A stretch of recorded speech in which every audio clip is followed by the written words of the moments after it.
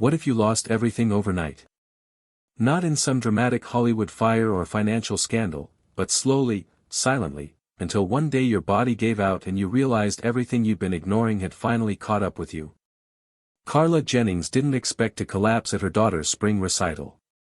The auditorium was packed with families, phones up, clapping and cheering.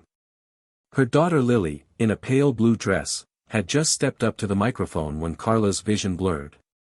The stage lights swirled like galaxies, the floor felt like sand, and then, nothing. She woke up to the beeping of machines and the sterile scent of antiseptic. A nurse leaned over her with a clipboard and a question that sounded more like an accusation. "Ms. Jennings, do you know your blood sugar was over 400? She blinked. "Is that bad?" The nurse's eyes widened. "You're lucky you didn't go into a coma." In that moment, everything Carla had built, or thought she had, started to unravel. Hit subscribe and leave a comment with where you're watching from. This story might just spark a new beginning. What's one thing that always pushes you forward, even when things get tough? Carla had always been too busy to get sick. She was the woman who got things done, senior biochemist at Halcyon Labs, single mother, survivor of a messy divorce, and perpetual burner of both ends of every candle she could find. She knew how to clone genes and raise a teenager, but she hadn't been to a doctor in 5 years. Her meals consisted of vending machine Pop-Tarts and office coffee with extra creamer. She thought headaches were just part of life and exhaustion was something you powered through. But lying in that hospital bed, hooked up to IVs and sensors, she realized her body had been trying to speak to her for years. She just hadn't listened. Her ex-husband, Derek, arrived the next morning with Lily in tow and a grim expression carved into his face. "This is what I was afraid of," he said under his breath, not even bothering to hide the contempt. "You're falling apart, Carla. Maybe it's time we talk about custody again." Carla's heart skipped, not because of the shock, but because part of her feared he was right. Lily stood awkwardly at the foot of the bed, eyes darting between her parents. She didn't say a word. Carla reached out, but Lily stepped back. "Sweetheart, can I go wait in the hallway?" Lily asked quietly. Derek nodded. The door clicked shut. "You're scaring her," he hissed. "And don't look at me like that. You know I've been patient." Carla clenched her jaw. "I passed out. That doesn't make me a bad mother." "No, but ignoring your health, working 70 hours a week, living on garbage food, and treating stress like a badge of honor does." He paused. "You used to be brilliant. Now you're a burnout with a PhD." The words hit harder than she expected. She stared at the wall, blinking away the sting. "I'll get better," she whispered. "For her." Derek shook his head and left. That night, alone in the dark hospital room, Carla stared at the 4 drip and made a promise to herself: no more shortcuts, no more denial. She was going to fix her life, no matter how broken it felt. But the real trouble started when she returned home.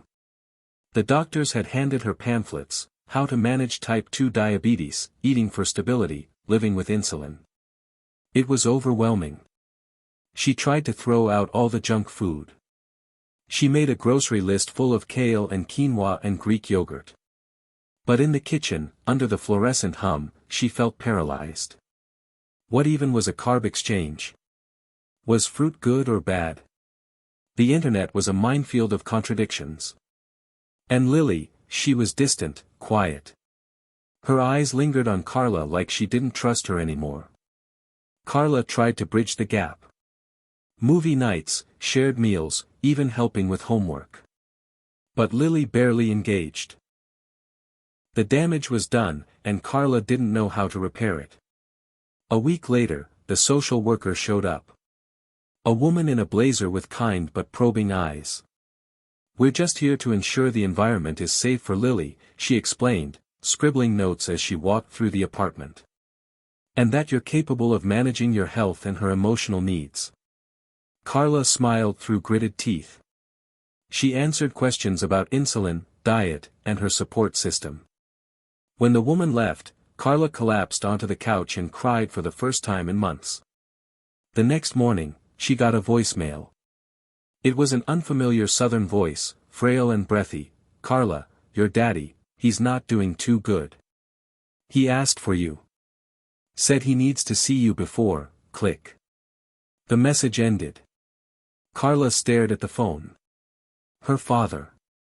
She hadn't spoken to him in over 15 years.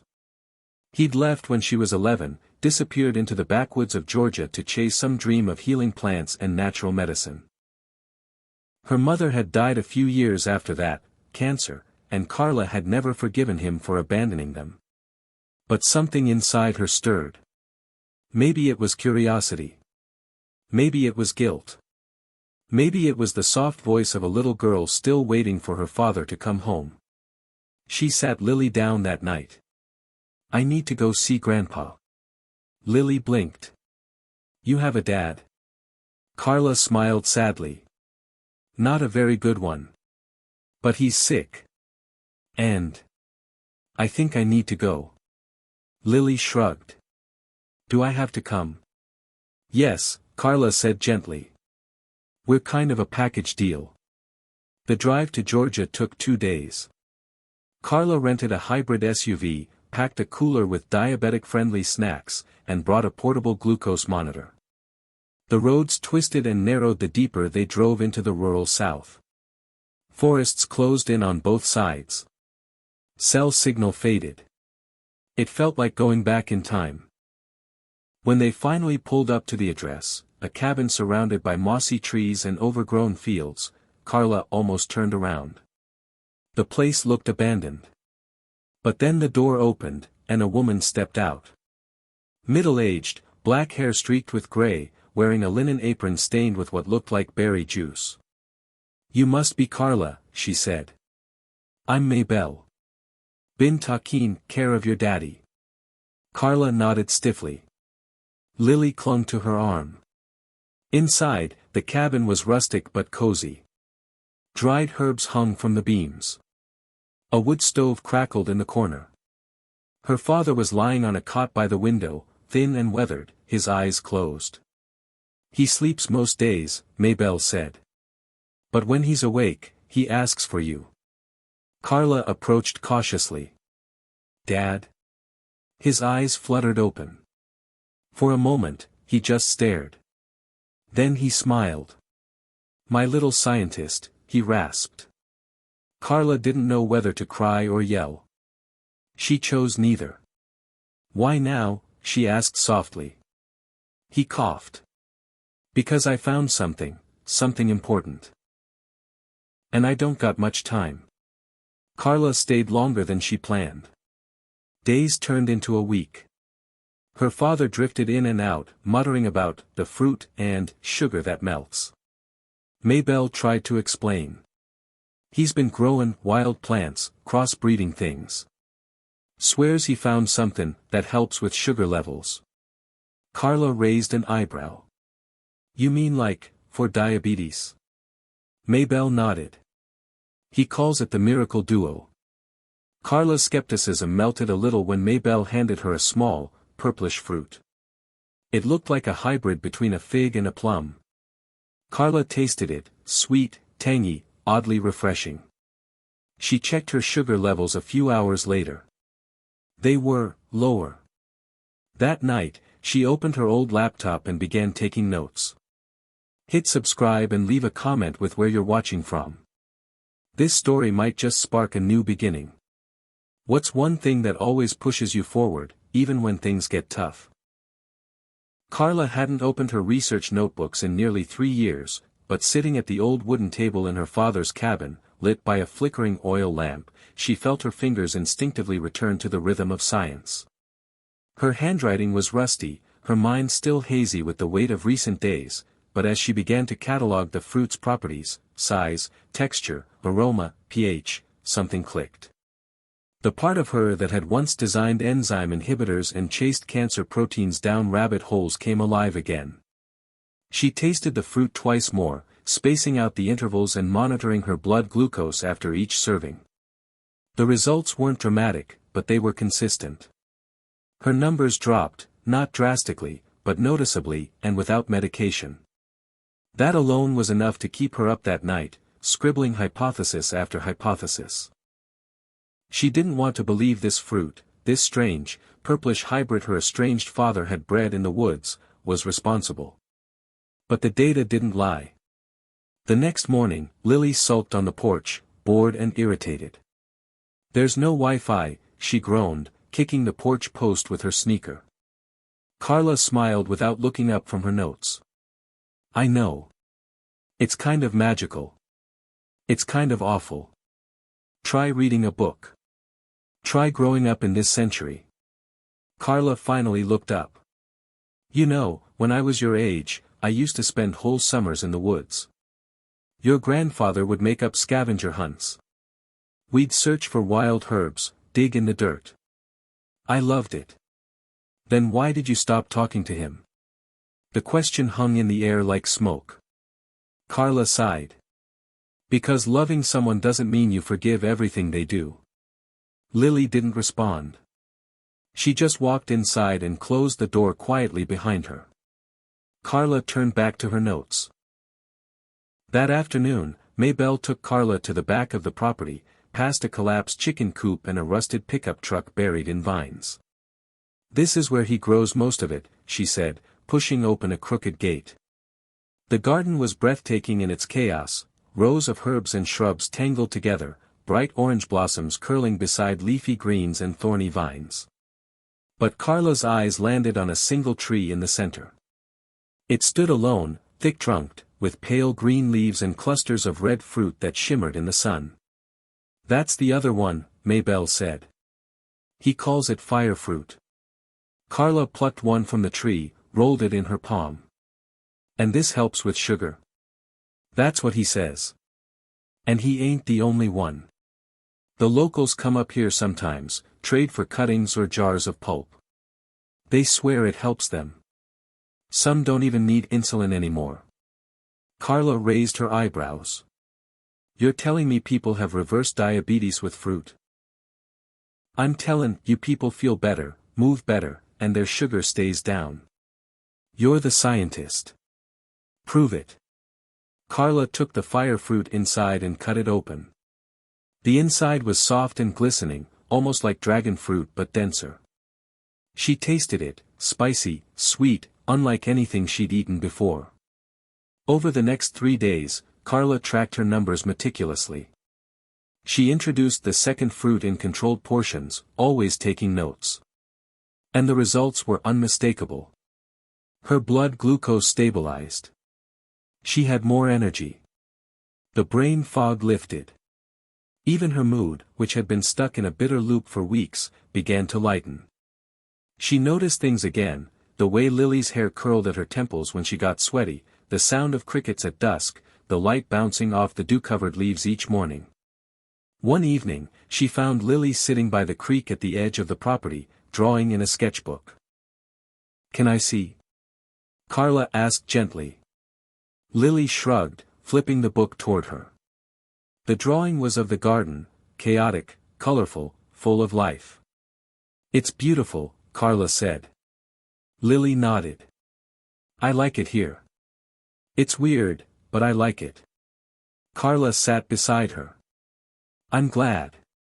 You know, I used to dream about coming back here and yelling at your grandfather. Telling him how much he hurt me. But now you're eating his weird fruit and turning into a science witch." Carla laughed. "Exactly." They sat in silence for a while. Carla thought about how much she'd missed, how many years she'd spent buried in labs and deadlines, thinking she had time. Her father was slipping away, and there were so many things she still didn't understand about him. That night, she sat beside his bed, watching his chest rise and fall. "What were you doing all those years, Dad? What did you find?" He stirred slightly, eyes fluttering. "Notes, in the root cellar," he murmured. "The journal." Carla found the cellar the next day, hidden behind a loose floorboard in the kitchen. The air was damp and musty, the stairs creaking under her weight. But when she reached the bottom, her breath caught. Shelves of glass jars, dried herbs, soil samples, hand-labeled with dates going back 20 years. A crate filled with old lab equipment. And notebooks, dozens of them. She opened the one on top. Her father's handwriting was shaky but precise. He'd been cross-breeding plants, experimenting with fermentation, cataloging effects on local volunteers. His theories were rough but fascinating. The two fruits, he called them Solaris and Embervine, showed promise in balancing insulin response and supporting pancreas function. It was anecdotal, unverified, but grounded in real observations. Carla's heart raced. This wasn't just some herbal folklore. There was something real here. That night, she emailed an old friend from grad school. Tyler Marcus, now a lead researcher at a California health tech startup focused on metabolic diseases. She didn't mention the fruits by name, just hinted at a possible natural compound with glucose-modulating properties. He replied within hours. "Are you serious? Can you send samples?" Carla hesitated. Part of her wanted to keep this quiet, to protect what her father had built. But the scientist in her knew that truth belonged to everyone. She agreed to ship dried pulp samples and basic data. Within days, Tyler responded again, this time breathless. "Carla, this is big. Like Nobel big. My team wants to run full metabolomics. And Elon Musk's longevity initiative is scouting natural compounds like this. I mentioned your work, and they want to talk." Carla stared at the screen.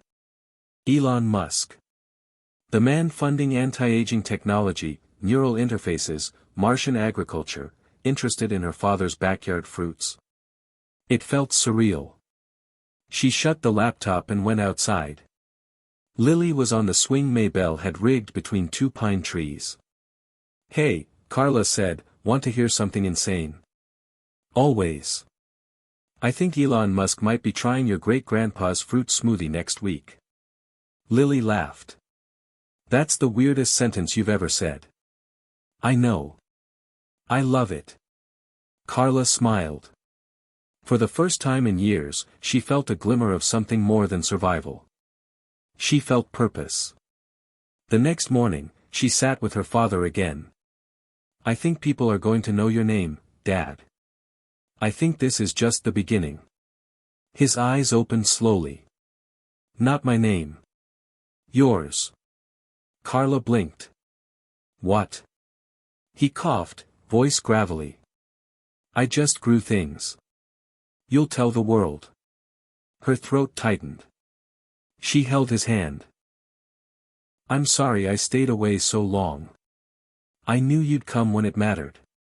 That night, Carla emailed Tyler again. She asked for help setting up a controlled study. She wanted data, peer review, clinical potential. She wanted to do it right. And somewhere deep down, she wanted to prove that even in the most unexpected places, like an overgrown garden in Georgia or the strained heart of a broken family, there was still healing waiting to happen. The morning the email arrived from Tyler with the subject line, "We need TO talk," Carla felt the old flicker of adrenaline she hadn't felt since her days in the lab.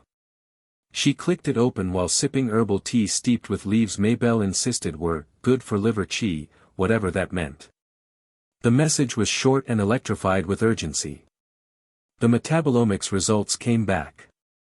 "Carla, this isn't just about blood sugar. Call me now." She stepped outside with her phone, letting the Georgia sun warm her face as she dialed. Tyler picked up on the first ring. "Okay," he said without preamble, "either your dad was a plant-whispering genius or there's something in that soil that's rewriting everything we know about glucose metabolism." Carla blinked. "What did you find?" "We isolated 6 active compounds across the 2 fruits. One of them seems to enhance GLUT4 translocation without insulin. You know what that means, right?" Carla closed her eyes, calculating. That's glucose uptake into muscle tissue. Without the insulin trigger." "Exactly. It's like these compounds are mimicking the insulin signal in a non-disruptive way. No spikes, no crashes. Stable energy. Clean glucose absorption. Carla felt her heart hammer in her chest. But are we talking about a temporary effect or an actual long-term modulation? Too early to tell. But listen, there's more. The second compound in the fire fruit, your dad's ember vine, shows signs of beta cell preservation in preliminary rat models. That means it might not just be managing symptoms. It might be slowing progression of the disease.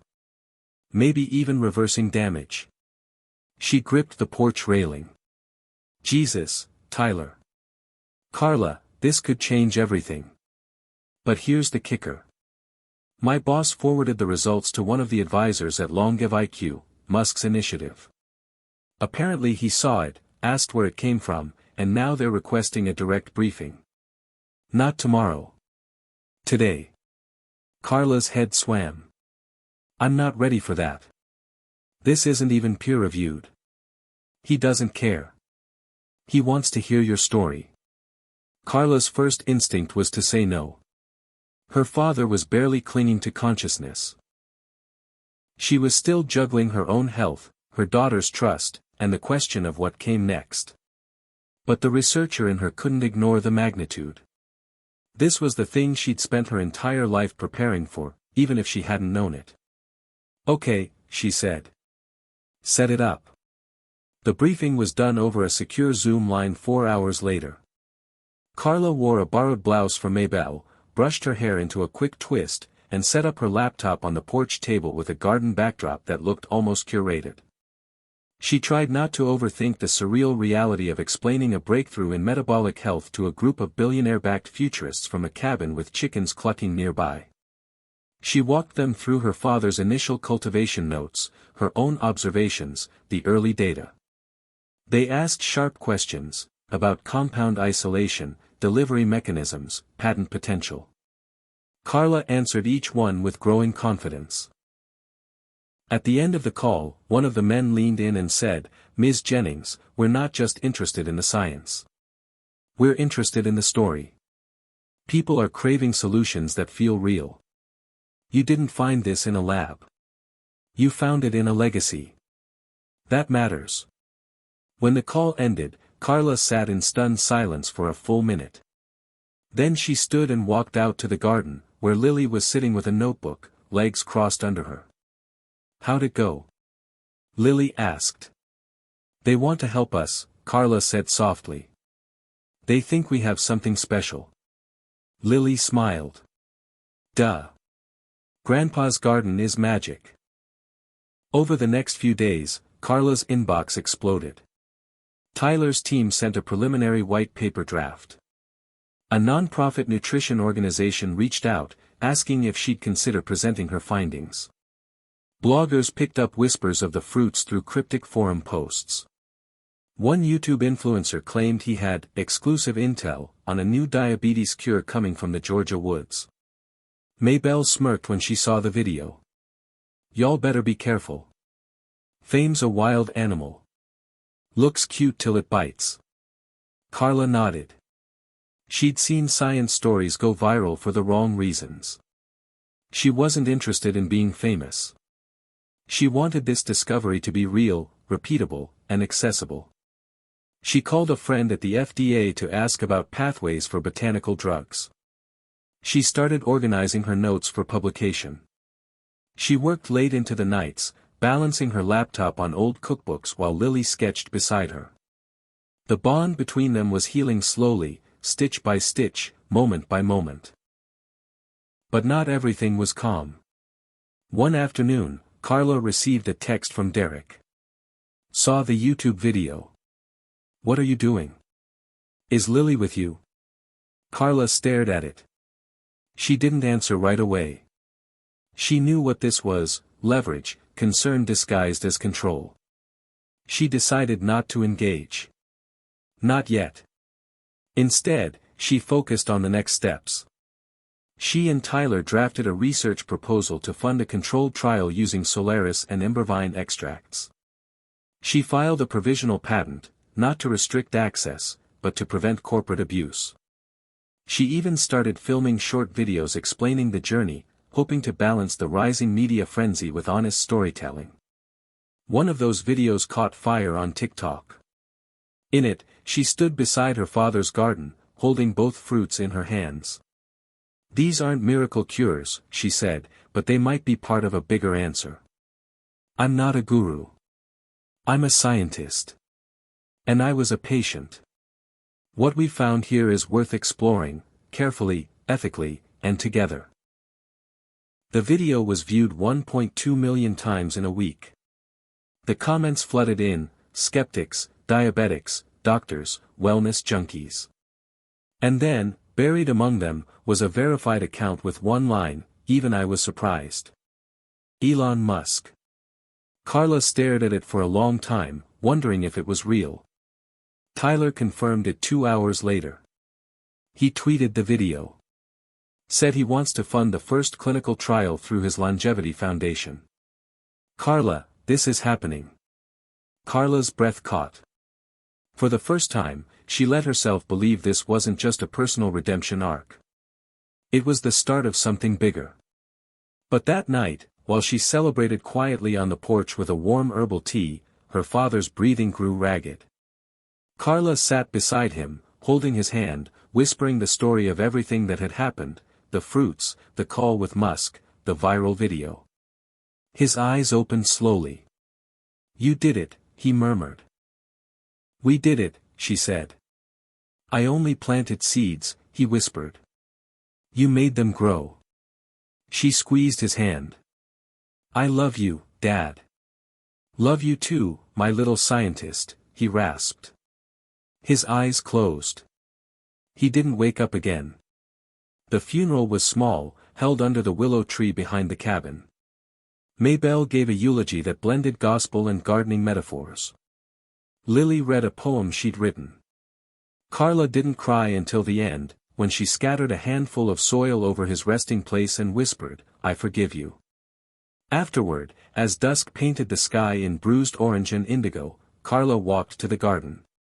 She looked at the Solaris tree, the embervine cluster, and thought about the legacy her father had left, not just in plants, but in possibilities. That night, she emailed Tyler and said she was ready to move forward with the trial. She started sketching plans for a nonprofit to offer free education about plant-based metabolic health. She made a list of trusted experts she wanted to consult. And she drafted a letter she planned to publish online. It read, "This isn't about selling fruit. This is about rewriting how we think about healing. About reminding people that sometimes the greatest breakthroughs don't come from skyscrapers or sterile labs, but from the places we forgot to look: gardens, families, forgiveness. This isn't a miracle. It's a beginning." As she closed the laptop, she looked over at Lily, curled up on the couch, sketching a new tree with fruits shaped like hearts. Carla smiled. For the first time in a long time, she didn't feel like she was running away from her past. She was finally building something real from it. Carla returned to Atlanta with Lily 2 weeks after her father's funeral, her heart heavier but clearer. The garden, the fruits, the data, all of it had shifted something in her. She wasn't just a scientist anymore. She was a bridge between old-world intuition and modern medicine. The minute they walked into the apartment, Carla could smell the stale air, the slight funk of a place left unattended. Dust coated the countertops like powdered shame. The refrigerator was nearly empty. Her inbox, however, was not. Invitations, offers, requests, media inquiries, all demanding her time, her voice, her story. But none of it compared to the envelope waiting on the kitchen table, slid halfway beneath the sugar bowl. Legal letterhead. Her stomach sank. She ripped it open. Custody review. Derek was pushing for shared custody again, citing her recent medical instability and unconventional lifestyle choices. Carla didn't even finish reading it. She dropped the paper, walked to the bathroom, and stared at herself in the mirror. The woman looking back wasn't the same person who'd collapsed at a school recital. Her face was thinner, more lined maybe, but stronger. Her eyes had purpose now. But courts didn't care about personal awakenings. They cared about records. Data. Proof. So she went back to her laptop and started typing. She compiled her blood sugar logs, doctor reports, activity tracking, sleep data. She included timestamps from her research, links to video footage, expert endorsements. She sent it all to her lawyer with one sentence: "Make sure the judge sees this." The next few weeks were a blur. Tyler helped coordinate the early phases of the trial, finding a university partner willing to provide oversight, establishing placebo controls, handling IRB paperwork. Carla wasn't officially back in a lab coat yet, but she was everywhere at once: a consultant, a liaison, and most importantly, a voice. She gave an interview to a small health podcast that quickly went viral. She spoke at an online diabetes support group where hundreds tuned in to hear her explain how a biochemist who ignored her body found healing in the wilds of Georgia. People were moved not just by the science, but by her humility. She didn't promise a miracle. She promised a path. And for many, that was enough. But success has its shadows. One morning, she received an email from a company called Virexa Labs. They claimed to have prior art on compounds similar to what Carla was studying. They offered to license her data, exclusively, and warned of potential litigation exposure if she proceeded independently. Carla forwarded the email to Tyler. He responded in 5 minutes. "They're bluffing. Virexa files junk patents and sues startups into submission. Ignore them, but we need to lawyer up." That night, she didn't sleep. She watched Lily draw at the dining room table, the soft scratch of pencil the only sound in the apartment. Carla wanted to protect her daughter from the chaos, but part of her knew this storm was the price of discovery. The next day, she called a biotech attorney.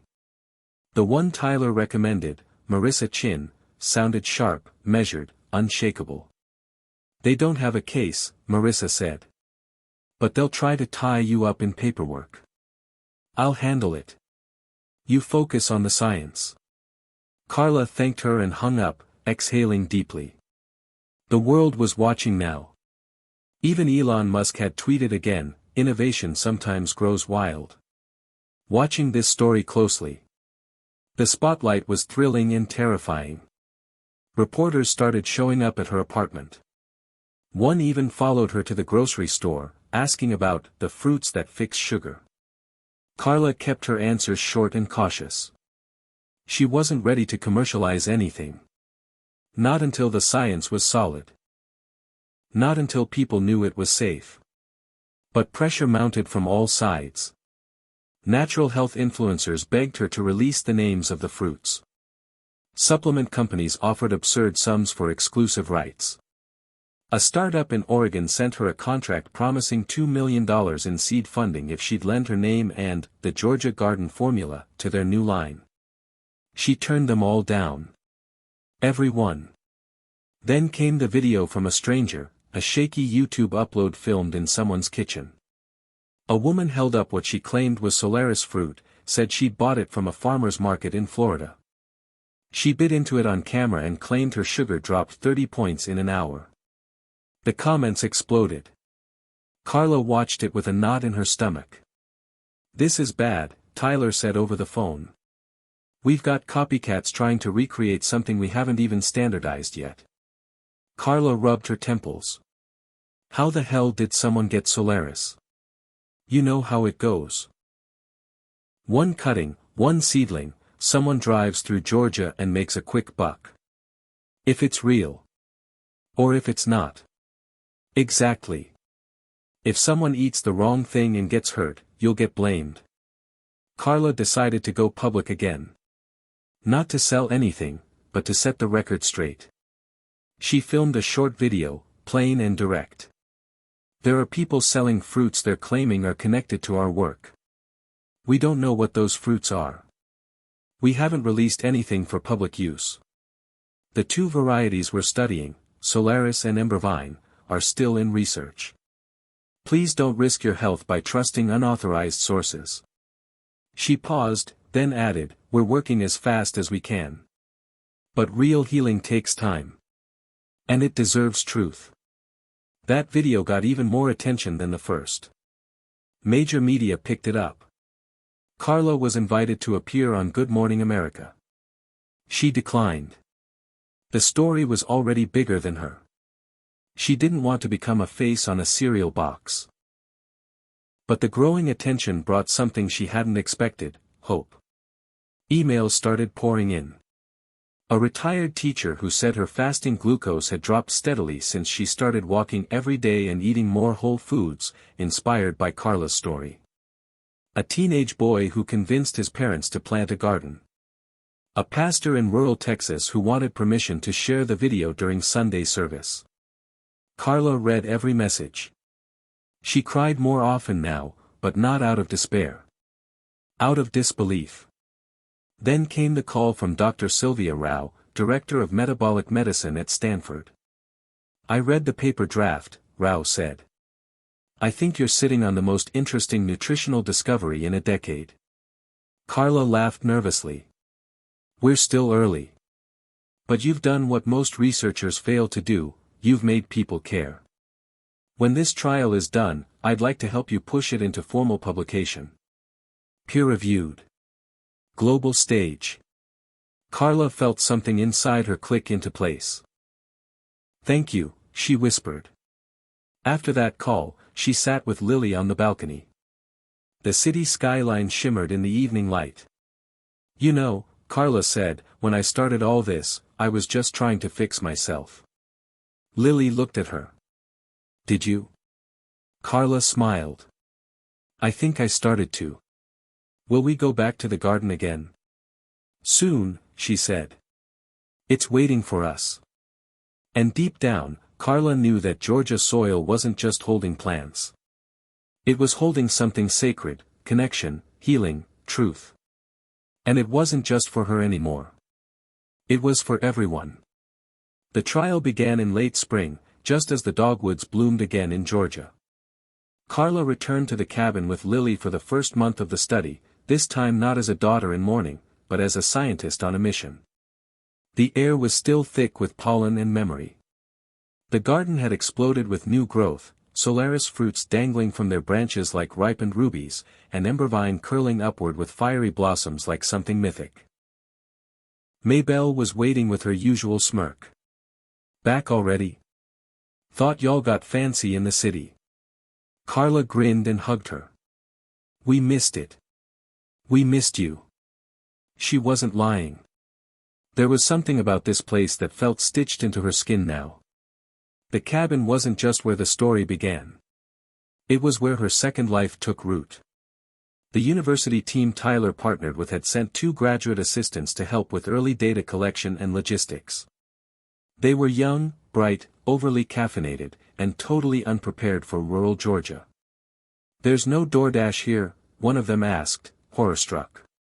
"There's leftovers and an old woman who makes a mean cornbread," Maybelle replied. "You'll survive." The study itself was simple by design. 30 participants with prediabetes or early type 2. Split into 3 groups. One received capsules made from dried Solaris pulp. Another received embervine extract in a controlled liquid form. The third got a placebo. No one knew what they were getting, not even Carla, which gave her confidence in the outcomes. They would track fasting glucose, A1C, energy levels, sleep, and general well-being over 12 weeks. It was phase 1. Small, cautious, but vital. What surprised Carla most wasn't the science. It was the people. One woman, Carol, came in skeptical but curious. "I've been poked and prodded for years," she said during intake. "Nothing works. I figured, why not try magic fruit?" Another, Jorge, wore a continuous glucose monitor and spent the entire interview asking sharp questions. "How do we know this isn't just fiber slowing absorption? Are you controlling for that?" Carla liked him immediately. These weren't just patients. They were partners in discovery. Every person had a story, a reason, a wound they carried. Carla felt honored to be part of their healing. In the quiet hours between study sessions, she walked the garden, sometimes alone, sometimes with Lily. They began cataloging other plants her father had left behind, healing herbs, hybrids he'd never named, wild strains of mint and turmeric and strange flowers that smelled like citrus and cinnamon. One evening, Lily brought her a notebook filled with drawings. "I've been designing a new garden," she said. "One for schools. Like Grandpa's, but in cities." Carla leafed through the pages, heart swelling. "You want to teach kids how to grow? And how to heal," Lily said. "With food and dirt and art." Carla blinked back tears. "That's the most beautiful idea I've ever heard." Back in Atlanta, Carla's inbox was a battlefield. Virexa Labs was now threatening an injunction, claiming that her public promotion of the fruits constituted unfair market leverage. Marissa, her attorney, remained unfazed. "It's noise. They're scared you'll beat them to clinical validation." "We will," Carla said. "But I'm not trying to fight. I just want to help people. They don't care. But I do. And I'll make sure they can't touch you." Meanwhile, Tyler called almost daily with updates. "Initial readings look amazing," he told her one Friday evening. Group A, Solaris, saw a 15% drop in fasting glucose after just 10 days. Group B, Embervine, less dramatic sugar drops, but better insulin sensitivity and reported energy levels. And the placebo? Basically flat. The fruits are doing something. We're going to need phase 2 fast. Carla exhaled slowly. It was working. Not hype. Not hope. Real change, in real bodies. Word continued to spread. Her second video had been shared on health forums, retweeted by doctors and celebrities alike. Even Gwyneth Paltrow had mentioned the mystical sugar fruits from the South on a podcast, though she butchered the names hilariously. Carla laughed when she heard it. "I should have called them glowberries and fire plums," she joked to Maybelle. "Missed a branding opportunity." Maybelle shook her head. "You ain't selling shampoo. You're telling the truth. Stick to it." But that truth was evolving. Because while the trial continued, Carla couldn't ignore something else, her own health. She hadn't needed metformin in nearly 2 months. Her glucose levels were now consistent even without daily fruit intake. Her doctor was astonished. "I don't know what to say," he told her during her last visit. "If this were just a remission, I'd expect some fluctuation. But your numbers are textbook." "I'm not cured," she said. "But I'm changing." "Whatever you're doing," he said, "don't stop." Still, Carla knew better than to declare herself healed. That wasn't the message. The message was, listen to your body, treat the root, and when you find something that works, something grounded, natural, and safe, follow it with integrity. But not everyone wanted to listen. Derek reappeared with another letter, this one more aggressive. He'd seen the videos. He wanted assurance Lily wasn't being exposed to untested substances. Carla bristled. "She's not part of the study," she told her lawyer. "She eats a balanced diet and draws in a garden. This isn't dangerous. It's childhood." The court date loomed. Carla prepared quietly, collecting statements, compiling her medical records, even securing testimony from Lily's pediatrician. But she didn't want to spend her energy in a courtroom. She wanted to spend it in the soil. So when the university greenlit the proposal for Phase 2, Carla made a decision. "I want to build a field lab," she told Tyler. "Something local. Something permanent. A place where people can come and study this work firsthand." "You mean like a research center? And an education hub? For kids, for doctors, for farmers. My dad started it. I want to finish it." Tyler was quiet for a beat. Then he said, "I'll help you raise the money." Carla looked around the garden. She imagined greenhouses, teaching plots, data centers powered by solar panels, a digital archive of everything they learned. Not just a lab. A legacy. That night, she told Lily. "We're going to build something here. Something for real." Lily smiled. "And can we have goats?" "Sure," Carla laughed. "But you're feeding them." "Deal." News of the planned research garden reached Elon Musk again. This time he replied privately, through his assistant. Mr. Musk would like to contribute to the building fund. He believes in natural innovation. And in mothers who don't give up. Carla stared at the email for a long time. Then she stepped outside, into the quiet, starlit night. She walked past the fruit trees, the humming crickets, the wind singing through pine. She thought of her father, of the years they lost, and how something he planted in silence had sparked a movement he never got to see. And she whispered to the sky, "Thank you. I'll take it from here." The courtroom was small and plain, the kind of place where custody battles played out behind emotionless walls and fluorescent lighting. Carla sat upright in her blazer, trying to steady her hands in her lap. Lily was with Maybelle back at the cabin, shielded from the drama she had no business witnessing. Across the aisle, Derek adjusted his tie with performative ease, flanked by his attorney, a man who looked like he could smell blood in paperwork. The judge, a woman in her 60s with intelligent eyes and a posture that said she'd seen it all, reviewed the case notes quietly for several minutes before looking up. "We're here to review concerns regarding the stability of the child's home environment, specifically in light of the mother's recent media exposure and involvement with an ongoing clinical trial." Carla kept her gaze steady. She'd prepared for this moment, not just the facts, but the emotional armor.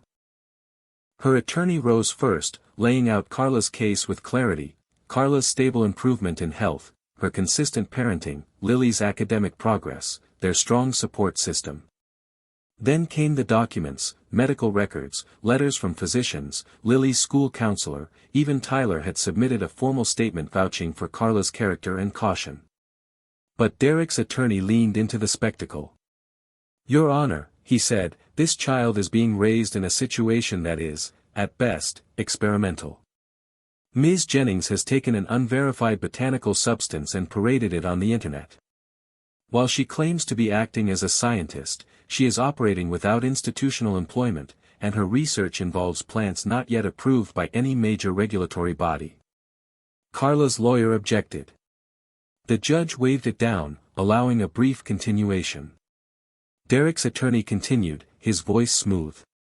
"We're not saying Ms. Jennings is unfit. But we do question whether her daughter should be exposed to what can only be described as a media circus built around fruit."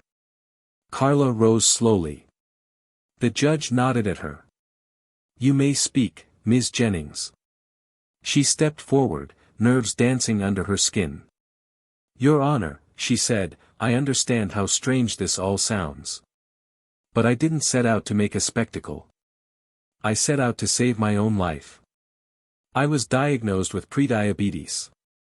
I nearly collapsed in public.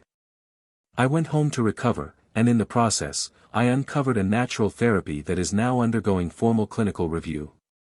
Everything I've done, every video, every trial, every interview, has been reviewed by professionals and done with care." She paused, searching the judge's face. "I never gave my daughter anything unapproved. She eats vegetables. She draws pictures. She helps me garden. If that's dangerous, then I guess we're all in trouble. But what she's seen is something rare in today's world. She's seen her mother fall apart and rebuild herself, not with pills or paychecks, but with grit, science, and a little bit of dirt. And that's the kind of stability I want for her. Not perfect stability, but one grounded in purpose and love." The judge looked at her for a long time. Then she nodded. "I've reviewed the statements, the medical documents, and the trial structure. There's no evidence of harm. In fact, there's considerable evidence of recovery, both physical and emotional. She turned to Derek. Mr. Collins, your concerns are understandable, but speculative. There is no cause at this time to alter the custody arrangement. The court finds Ms. Jennings to be providing a suitable and enriching environment. Case dismissed. Carla didn't exhale until she was outside. She leaned against the courthouse wall, letting the relief seep into her bones. A text came through from Maybelle, told you. That man couldn't tell a carrot from a curse. She smiled, then texted Lily, we're okay. Headed home soon. That evening, she walked through the garden barefoot.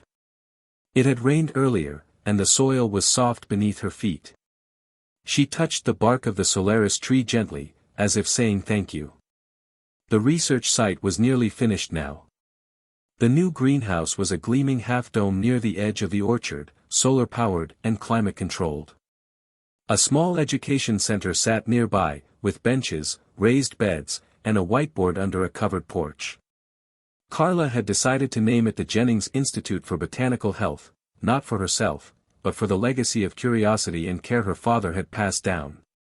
The first official public tour was scheduled for next month. She planned to invite local schools, university partners, and even a few health policy advisors who had recently expressed interest. Tyler had already set up a system for anonymous participant data to be reviewed in open-source format, which thrilled transparency advocates and silenced some of the early critics. Meanwhile, preliminary results from the first cohort continued to impress. One participant had dropped from an A1C of 6.4 to 5.8. Another reported reduced neuropathy symptoms and a noticeable energy boost. No one had experienced adverse reactions beyond mild digestive adjustment. Carla was careful not to overstate anything. She knew the rules of good science. But privately, she felt something rising in her chest that felt like hope finally allowed to exhale. Then came the email that changed everything again. It was from a man named Dr. Ben Ozaki, a renowned endocrinologist from Tokyo who had been following the study quietly. Dear Ms. Jennings, it began, I have been reviewing your published data and believe your discovery has enormous implications not just for glucose metabolism, but for immunological signaling. I believe one of your compounds may be acting on T-regulatory cells in a manner similar to recent anti-inflammatory biologics. If you are open to collaboration, I would like to test this in my lab. Sincerely, Dr. Ozaki. Carla stared at it, pulse quickening. Immunological signaling. That opened an entirely new frontier, one that connected autoimmune disorders, inflammation, even longevity. She replied within the hour, let's talk. I'm more than open. The next morning, she woke to dozens more messages. The podcast that had first interviewed her had just published a follow-up episode titled The Woman Who Made Musk Blink. It included clips from the trial participants, reactions from doctors, and a dramatic retelling of the custody hearing. It was equal parts accurate and theatrical, and it catapulted Carla back into the spotlight. Tyler called within minutes. We've got a problem, he said. Well, maybe not a problem. But a thing. What kind of thing? You're trending on Twitter. Again. Hashtag fruit that heals is exploding. Also, Virexa just filed another motion. They want to block the second trial. On what grounds? They're calling it a public health risk. Total nonsense. But it means more legal fire. Carla groaned. Can't they just let us do the work? They can't control the narrative anymore. That scares them. Carla paced the porch, heart pounding. But she wasn't afraid. Not anymore. Okay. We move forward. Full transparency. Open data. Global input. Let's make it impossible for them to silence this. Tyler agreed. And just like that, they began laying the foundation for a global cooperative of botanical researchers. Carla called it the Open Garden Project. Its mission was simple: democratize the science of natural healing. Let farmers, doctors, and patients contribute to a growing body of knowledge. No secrets. No patents. Just progress. That weekend, she hosted the first live Q&A from the garden. Over 80,000 people tuned in. She stood in front of the embervine trellis, sunlight dappling her shoulders, and spoke from the heart. "I never planned any of this," she said. "I just got sick. Then I got curious. And then, I found something that worked. I'm not selling hope. I'm cultivating it. And you're all invited." In the comments, someone wrote, "This story might just spark a new beginning." What's one thing that always pushes you forward, even when things get tough? Carla saw it and smiled. The answer was easy. "My daughter," she typed. "And a garden full of second chances." By early summer, the garden pulsed with color and promise. Word had spread far beyond Georgia. What started as a small research trial was now drawing global attention, and not just from media or Silicon Valley curiosity seekers. Scientists from Denmark, India, South Korea, and Brazil had all reached out. The Open Garden Project, Carla's vision for democratized botanical medicine, was taking shape faster than anyone expected. Daily, new data poured in. Observational studies, local experiments, community testimonials. All logged into a growing public database managed by Tyler's tech team. The fruits. Solaris and Embervine were showing a biochemical signature no one had fully understood before. Unique phytonutrients with a dual-action impact on blood sugar modulation and cellular inflammation. Carla had always been skeptical of superfood labels, but even she was stunned. Solaris, especially, appeared to act like a modulator, boosting insulin efficiency while also reducing post-meal sugar spikes. Meanwhile, Embervine showed properties typically seen only in lab-synthesized anti-inflammatories. The science was becoming impossible to ignore. One morning, Carla awoke to a headline on the front page of a national newspaper: "Southern Botanicals could redefine diabetes management." Her face was there, too. Not glamorized, but authentic, half-smile, hair pulled back, garden in the background. The article was thoughtful, well-researched, even cautious. Still, the effect was immediate. Emails exploded. Carla's name trended again. Healthcare investors circled like hawks, hungry to slice up whatever they could claim as proprietary. But Carla stayed rooted. No one would own this. That was non-negotiable. She wasn't interested in IPOs or product launches. She wanted a paradigm shift, one that could not be bought, branded, or broken. But pressure kept mounting. One biotech firm offered a staggering 8-figure deal to acquire partial rights to Solaris compound derivatives. They promised to maintain her institute's autonomy and donate to diabetes foundations in exchange for exclusivity. She turned them down. Firmly. Tyler called her that evening. "You sure you want to keep walking away from these?" "Every time," Carla said. "This isn't a product. It's a path. People don't always like paths that aren't paved in gold. Then let them stay lost." She meant it.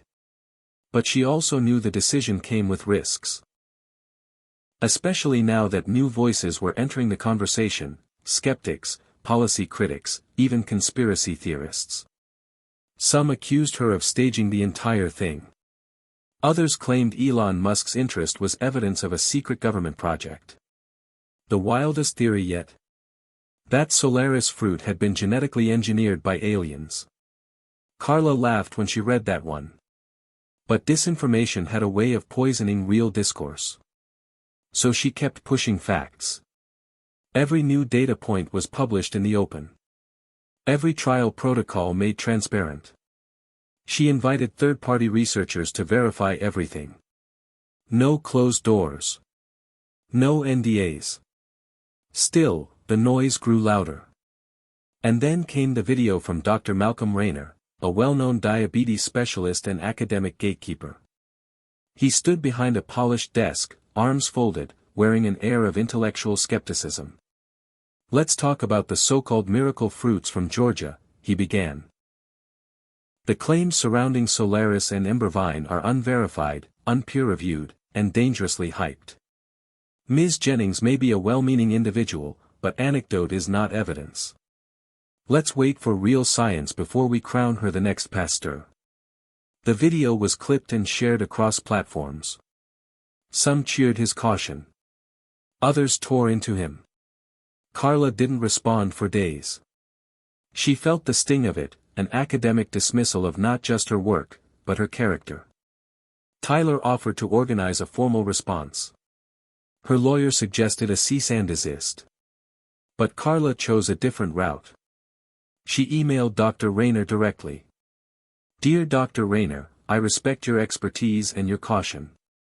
I would like to invite you to visit our research site in Georgia and review our trial data in person. I believe in transparency, not hype. You'll be treated as a guest and a peer. If you choose not to respond, I'll understand. But my offer stands. Sincerely, Carla Jennings." She didn't expect a reply. But 3 days later, she got one. "I accept," he wrote. Carla shared the news with the team. Tyler nearly dropped his coffee. "He's coming here. In 2 weeks. Do we need to roll out a red carpet or just sedate him with Embervine tea?"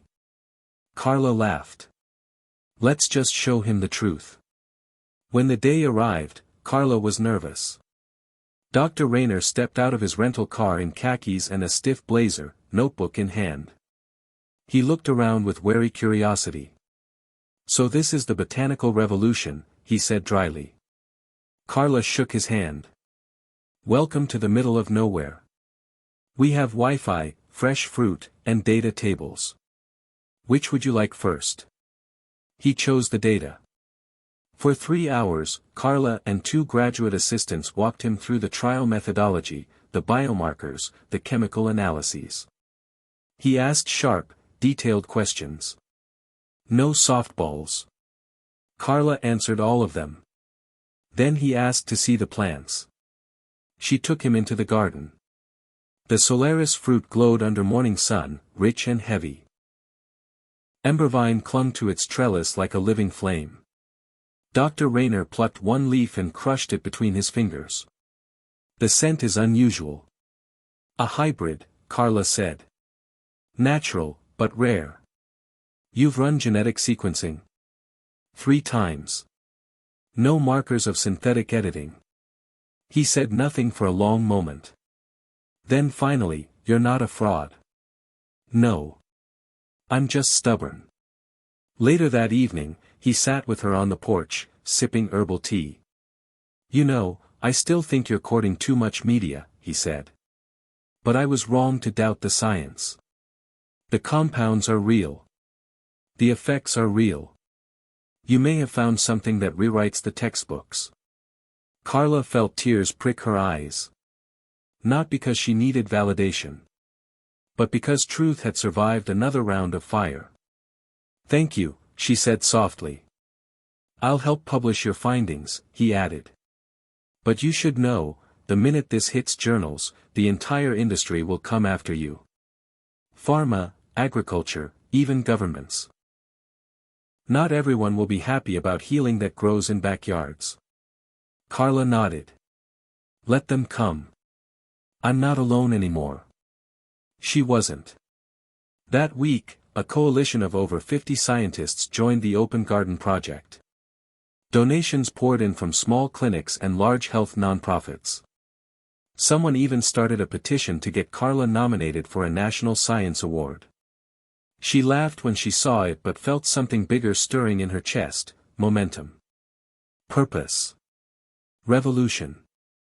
At the next live stream, she stood before the Embervine, the camera catching the sparkle of dusk on her skin. "We've had scientists visit from 4 continents," she said. "We've had our first published analysis accepted for peer review. And most importantly, we've had 0 serious adverse events across 78 participants. We still have more to learn, but we are learning, together. In the comments, someone asked, "What keeps you going when the whole world wants to pull you down?" Carla answered aloud. "I remember what it felt like to be afraid of my own body. I remember looking at my daughter and wondering if I'd be there for her future. That fear never really goes away. But now, it walks beside something stronger, hope." She paused.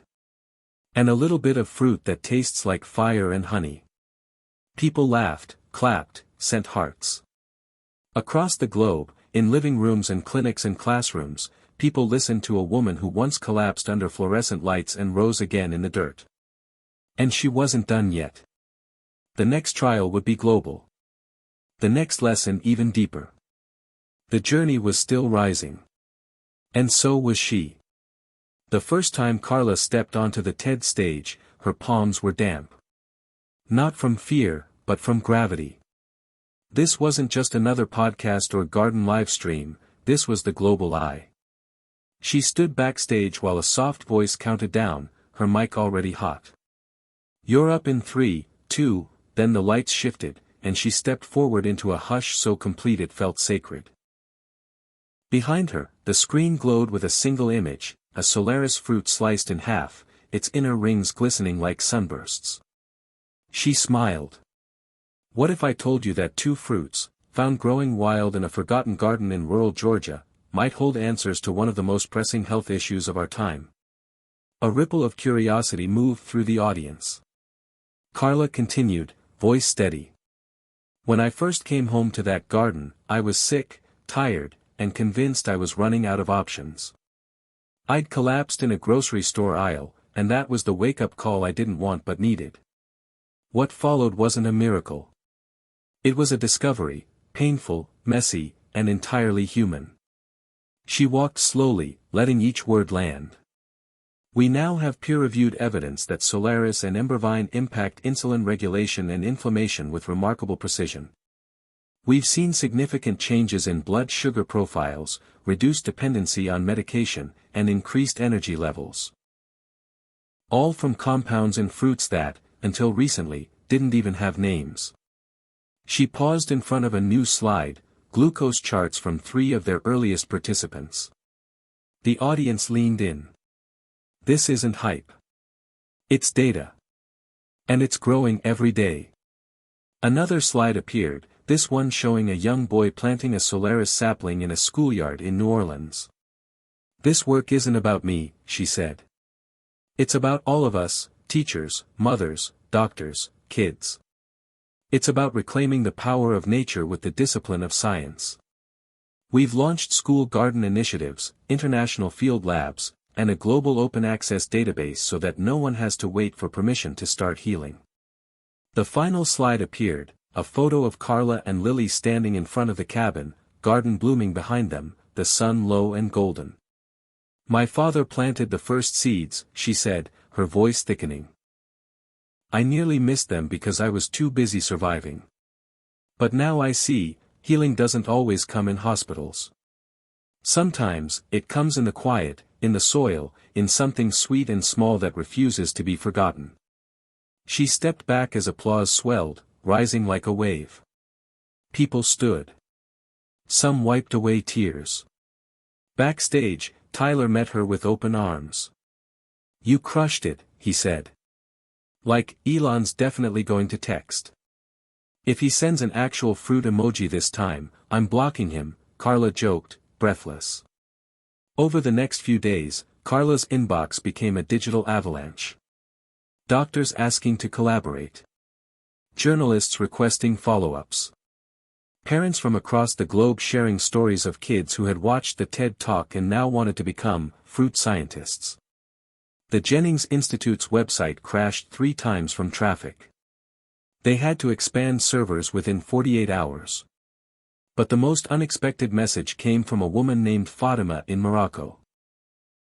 She was a botanist, working on traditional North African medicinal plants, and her words struck a chord. "I believe Solaris and Embervine may have ancestral cousins here," she wrote. "Our Berber communities use something similar for blood cleansing and warmth. Would you come visit?" Carla read the email 3 times.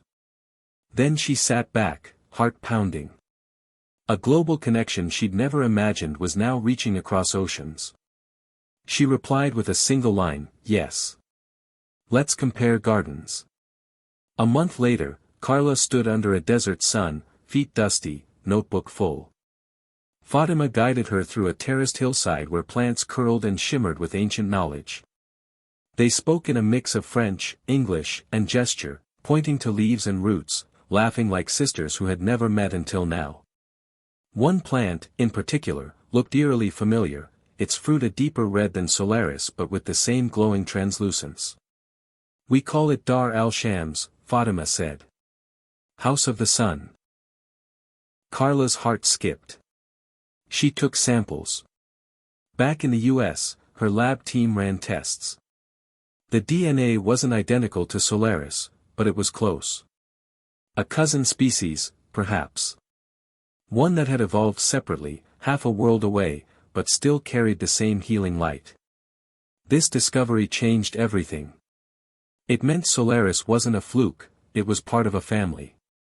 A lineage of plants tuned by nature for something extraordinary. The press picked up the story. Headlines swirled, "The fruit family that defies geography, botanical cousins across continents, healing knows no borders." Carla made another video, this time standing in a field of blooming Dar al-Shams, wind teasing her hair. "We are just beginning to understand the reach of these fruits," she said. "And more importantly, we're realizing that healing is woven into cultures everywhere. This isn't about one discovery. It's about remembering what we already knew, together." Back home, the Institute began formal work on a global garden map, a crowdsourced platform to identify, test, and archive plants with therapeutic potential, especially from underserved regions. Carla set a new goal: within 5 years, they would catalog 50 new plants and launch community gardens in every continent. Skeptics still appeared. A high-profile op-ed in a medical journal accused Carla of romanticizing rural remedies, and warned of wellness overreach. But now, she had an army of data, and more importantly, people. Real stories. Verified improvements. Local clinics that had begun pilot programs using fruit-based protocols alongside traditional treatment. One such story came from a teacher in Detroit who'd integrated Solaris fruit into school lunches and saw not only improved energy levels but better attendance. "Kids feel better," she wrote. "And they start believing they deserve to." Carla cried reading that. Because that was it. That was the point. Healing wasn't just about the body. It was about dignity. Hope. Worth. One day in late July, Carla received a call from the U.S. Surgeon General's office. "We'd like to meet," the aide said. "We've been watching your work. And we think there's an opportunity to talk about national food policy in a new way." Carla sat down slowly, staring out the window. The garden shimmered outside, alive and wild and beautiful. She thought of her dad. Of the fruit. Of Lily. Of the grocery aisle where she'd collapsed just a year and a half ago. Now, she was being invited to help shape national health policy. "I'd be honored," she said.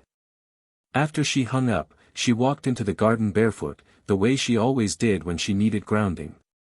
The Solaris trees were heavy with fruit. The ember vine curled toward the sun, defiant and bright. Lily was nearby, sketching in her notebook. "What are you drawing today?" Carla asked. "A medicine garden for the moon," Lily said seriously. "In case astronauts get sick."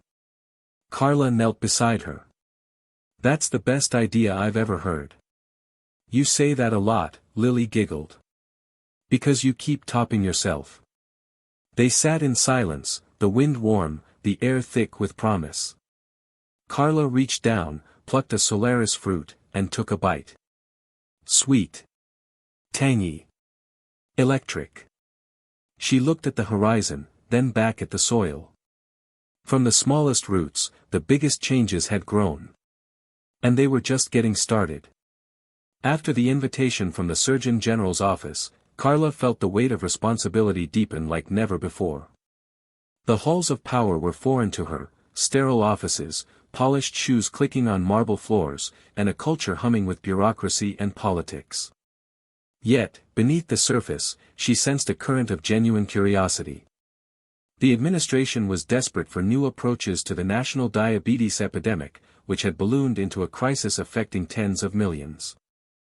Carla's fruit-based protocols offered something fresh, grounded, and scalable. During the first meeting, surrounded by experts in nutrition, public health, and policy, she laid out her vision with passion and precision. "We need to shift from reactive treatment to proactive prevention," she said.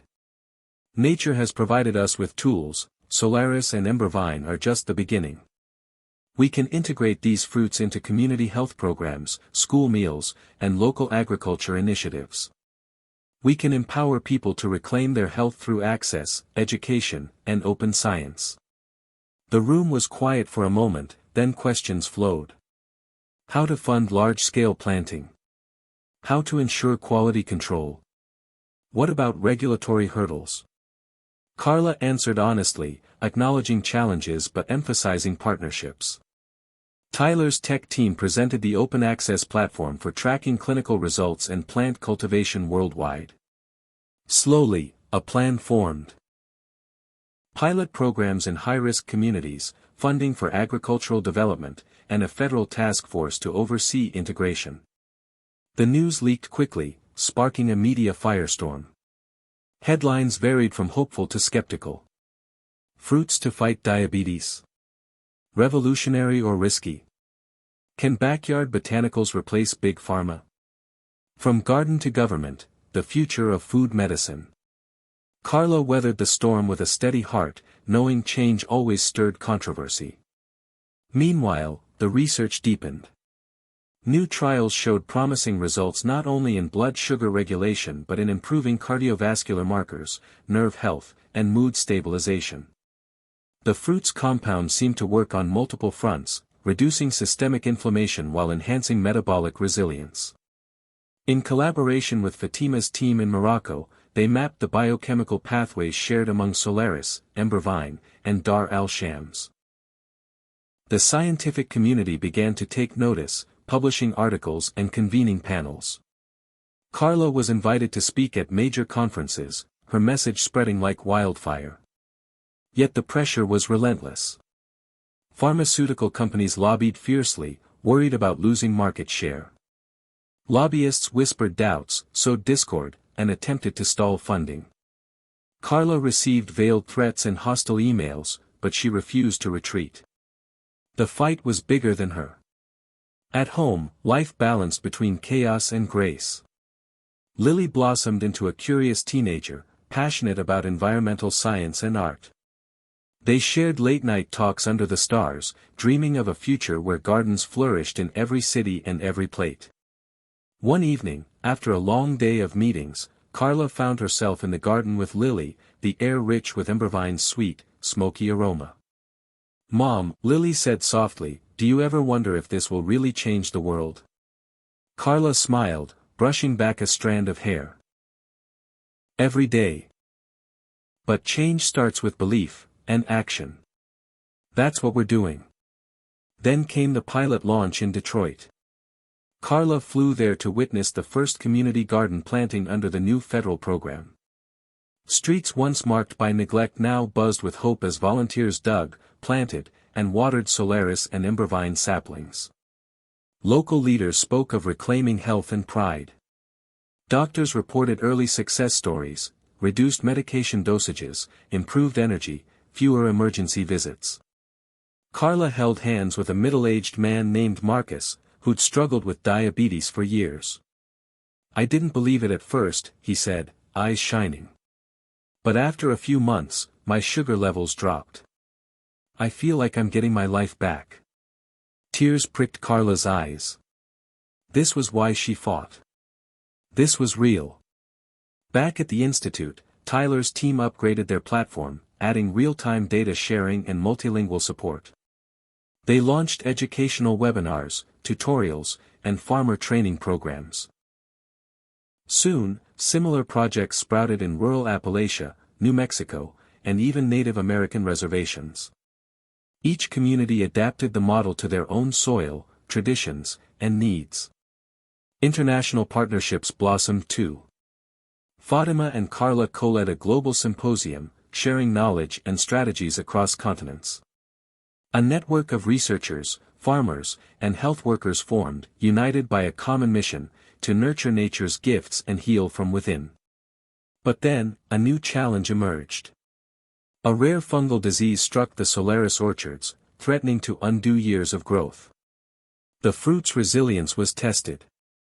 Carla and her team scrambled to find solutions.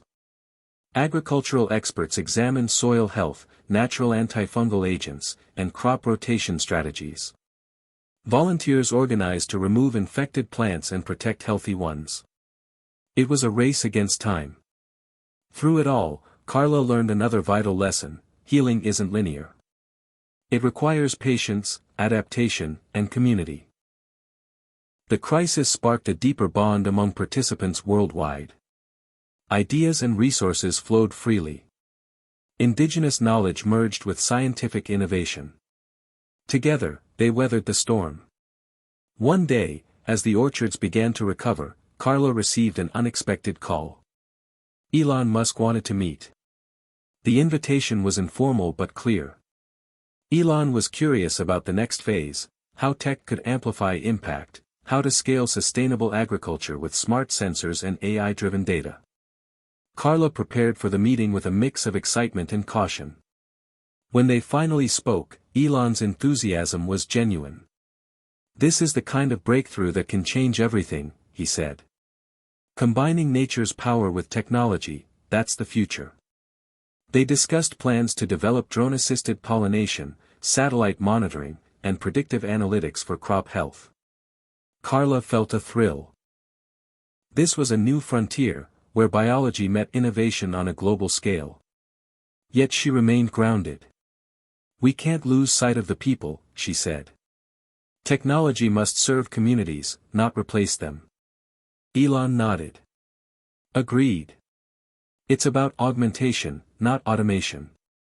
Their partnership began with a shared commitment to open access and ethical innovation. Meanwhile, the public interest soared. Documentaries featured the fruit's journey. Schools incorporated them into science curricula. Families swapped seeds and stories. Carla often reflected on how far they'd come, from a collapsing woman in a grocery aisle to a global movement changing lives. One night, standing alone in the garden, she gazed at the stars and whispered, "Thank you, Dad."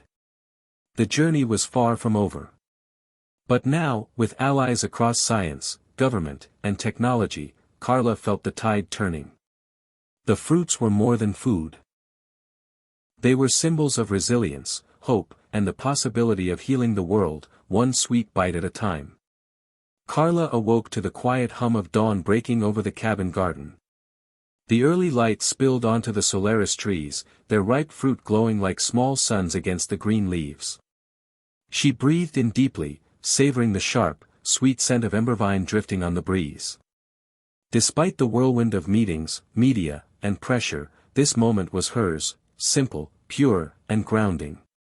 Today marked the official start of their largest clinical trial yet, a multi-state study involving hundreds of participants who'd volunteered to test the fruit-based protocol alongside standard diabetes treatments.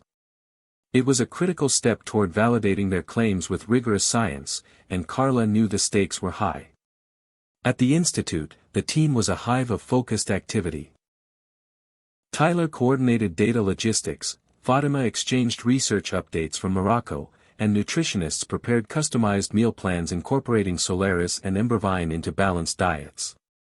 Carla reviewed patient profiles, men and women from varied backgrounds, ages, and health histories, all united by a common struggle. As she pinned the last charts to the board, her phone buzzed with a message from Marcus in Detroit, a man she'd met months before at the first community garden launch.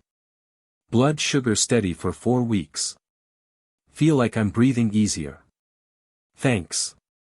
A smile spread across Carla's face. Real people, real progress.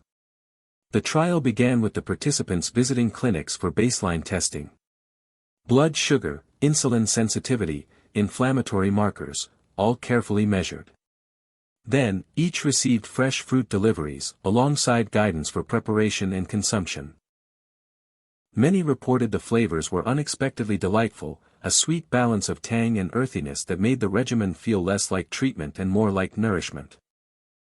Within 2 weeks, early data suggested promising trends, mild reductions in fasting glucose and reports of improved energy. Some participants mentioned feeling less brain fog and better sleep, effects not fully anticipated but warmly welcomed. Carla's phone rang late one evening. It was Dr. Renee Kim, a leading endocrinologist partnering in the study. "Carla, I've been reviewing the data. The glycemic improvements are consistent. More than that, I'm seeing reductions in C-reactive protein and other inflammatory markers. This is significant." Carla felt a rush of hope. "I know. It's beyond what we expected. There's a catch, though," Renee warned.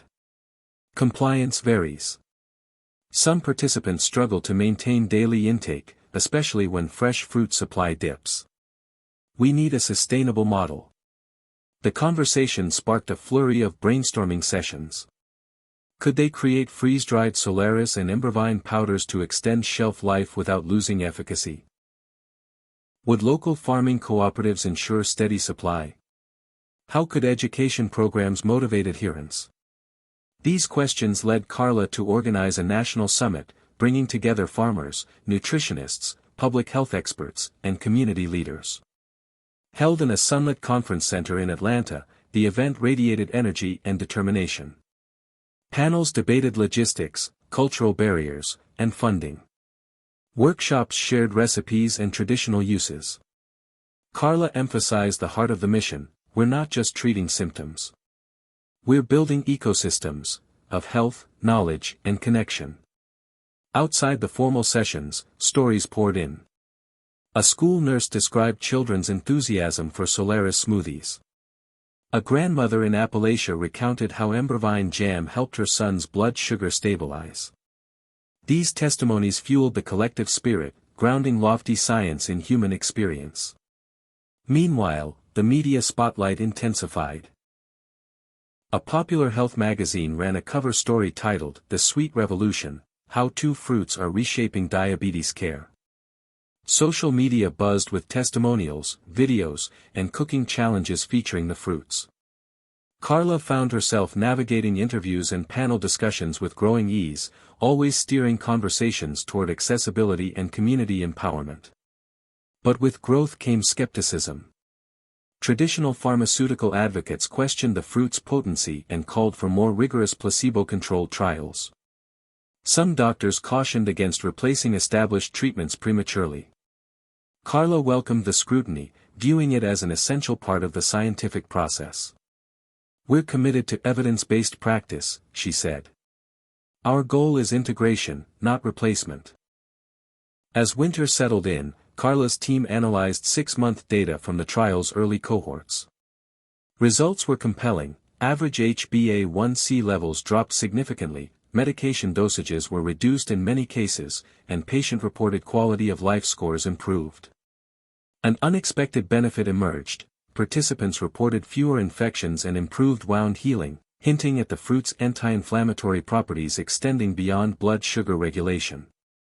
These findings attracted interest from the National Institutes of Health, opening doors to expanded funding. Carla's dream of mainstream acceptance edged closer to reality. At home, moments of quiet reflection remained precious. One snowy evening, she and Lily curled up by the fireplace, sipping hot herbal tea infused with dried Embrovine petals. "Mom, do you think people will ever really understand how powerful these fruits are?" Lily asked. Carla smiled, tracing patterns in the steam. "Some will. Some won't. But every seed we plant, in gardens or minds, is a step toward change." The next day brought news that a prominent university was launching a satellite research center dedicated to studying Solaris and Embrovine, with plans for international collaboration. Carla's heart swelled. The fruits were no longer just a local discovery, they were a global phenomenon. Yet amidst the triumphs, Carla kept returning to the lessons she'd learned from her father and the quiet wisdom of the garden. Healing required patience, respect for nature's rhythms, and an unwavering belief in possibility. One afternoon, as she walked the orchard, she noticed a young volunteer struggling to prune a stubborn embervine vine. Carla approached, offering a steady hand and words of encouragement. "Sometimes, growth means cutting back what no longer serves," she said gently. The volunteer nodded, determination renewed. Carla thought of the path ahead. The challenges yet to come, the lives yet to be touched, and the endless journey of discovery. The fruits were more than medicine, they were a testament to resilience, community, and hope. And as the sun dipped low, casting golden light over the ripening fruit, Carla knew they were ready for whatever came next. Hit subscribe and leave a comment with where you're watching from. This story might just spark a new beginning. What's one thing that always pushes you forward, even when things get tough? The months following the national summit saw a remarkable acceleration in Carla's mission. Community gardens multiplied, research funding expanded, and public enthusiasm soared. Yet, amidst the momentum, Carla remained vigilant. She understood that true transformation demanded more than science and outreach, it required cultural shifts and deep-rooted trust. One afternoon, as she reviewed data reports in the Institute's sunlit conference room, Tyler burst in, excitement barely contained. "Carla, you've got to see this." He handed her a tablet displaying a video from a small town in rural Mississippi. A group of elderly residents gathered in a community center, laughing and sharing Solaris fruit smoothies while a local doctor explained the science behind the fruits. "We've been seeing reductions in medication use and hospital visits," the doctor said. "This isn't just treatment. It's a new way of life." Carla smiled, heart swelling. These stories echoed the very soul of the project. That evening, Carla dialed into a virtual meeting with Fatima, who reported successful expansion of Dar al-Sham's cultivation in North Africa. Their joint research had uncovered new anti-inflammatory compounds, drawing interest from international pharmacologists. "Our collaboration is a bridge," Fatima said. "A reminder that healing transcends borders." Inspired by this, Carla proposed launching a global healing garden initiative, an alliance of communities dedicated to cultivating therapeutic plants and sharing knowledge worldwide. The idea was met with enthusiasm and soon became a central pillar of their vision. Meanwhile, the clinical trial entered a critical phase, personalized nutrition plans incorporating Solaris and Embervine alongside conventional treatments. The data revealed intriguing patterns. Some participants responded more rapidly than others, influenced by genetics, lifestyle, and microbiome diversity. Carla convened a team of geneticists and dietitians to explore tailored approaches. One breakthrough came when they identified a compound in Embervine that appeared to enhance insulin receptor sensitivity in certain genetic profiles. This finding sparked excitement and fresh funding opportunities. However, not all news was positive. A pharmaceutical giant launched a high-profile campaign questioning the fruit's safety and efficacy, citing the need for more comprehensive testing. Headlines read, "Natural remedies or risky business," and, "Are we trading pills for placebos?" The media frenzy threatened to overshadow months of progress. Carla faced a storm of criticism but chose transparency. She hosted a live Q&A session, addressing concerns head-on, sharing data openly, and inviting independent experts to weigh in.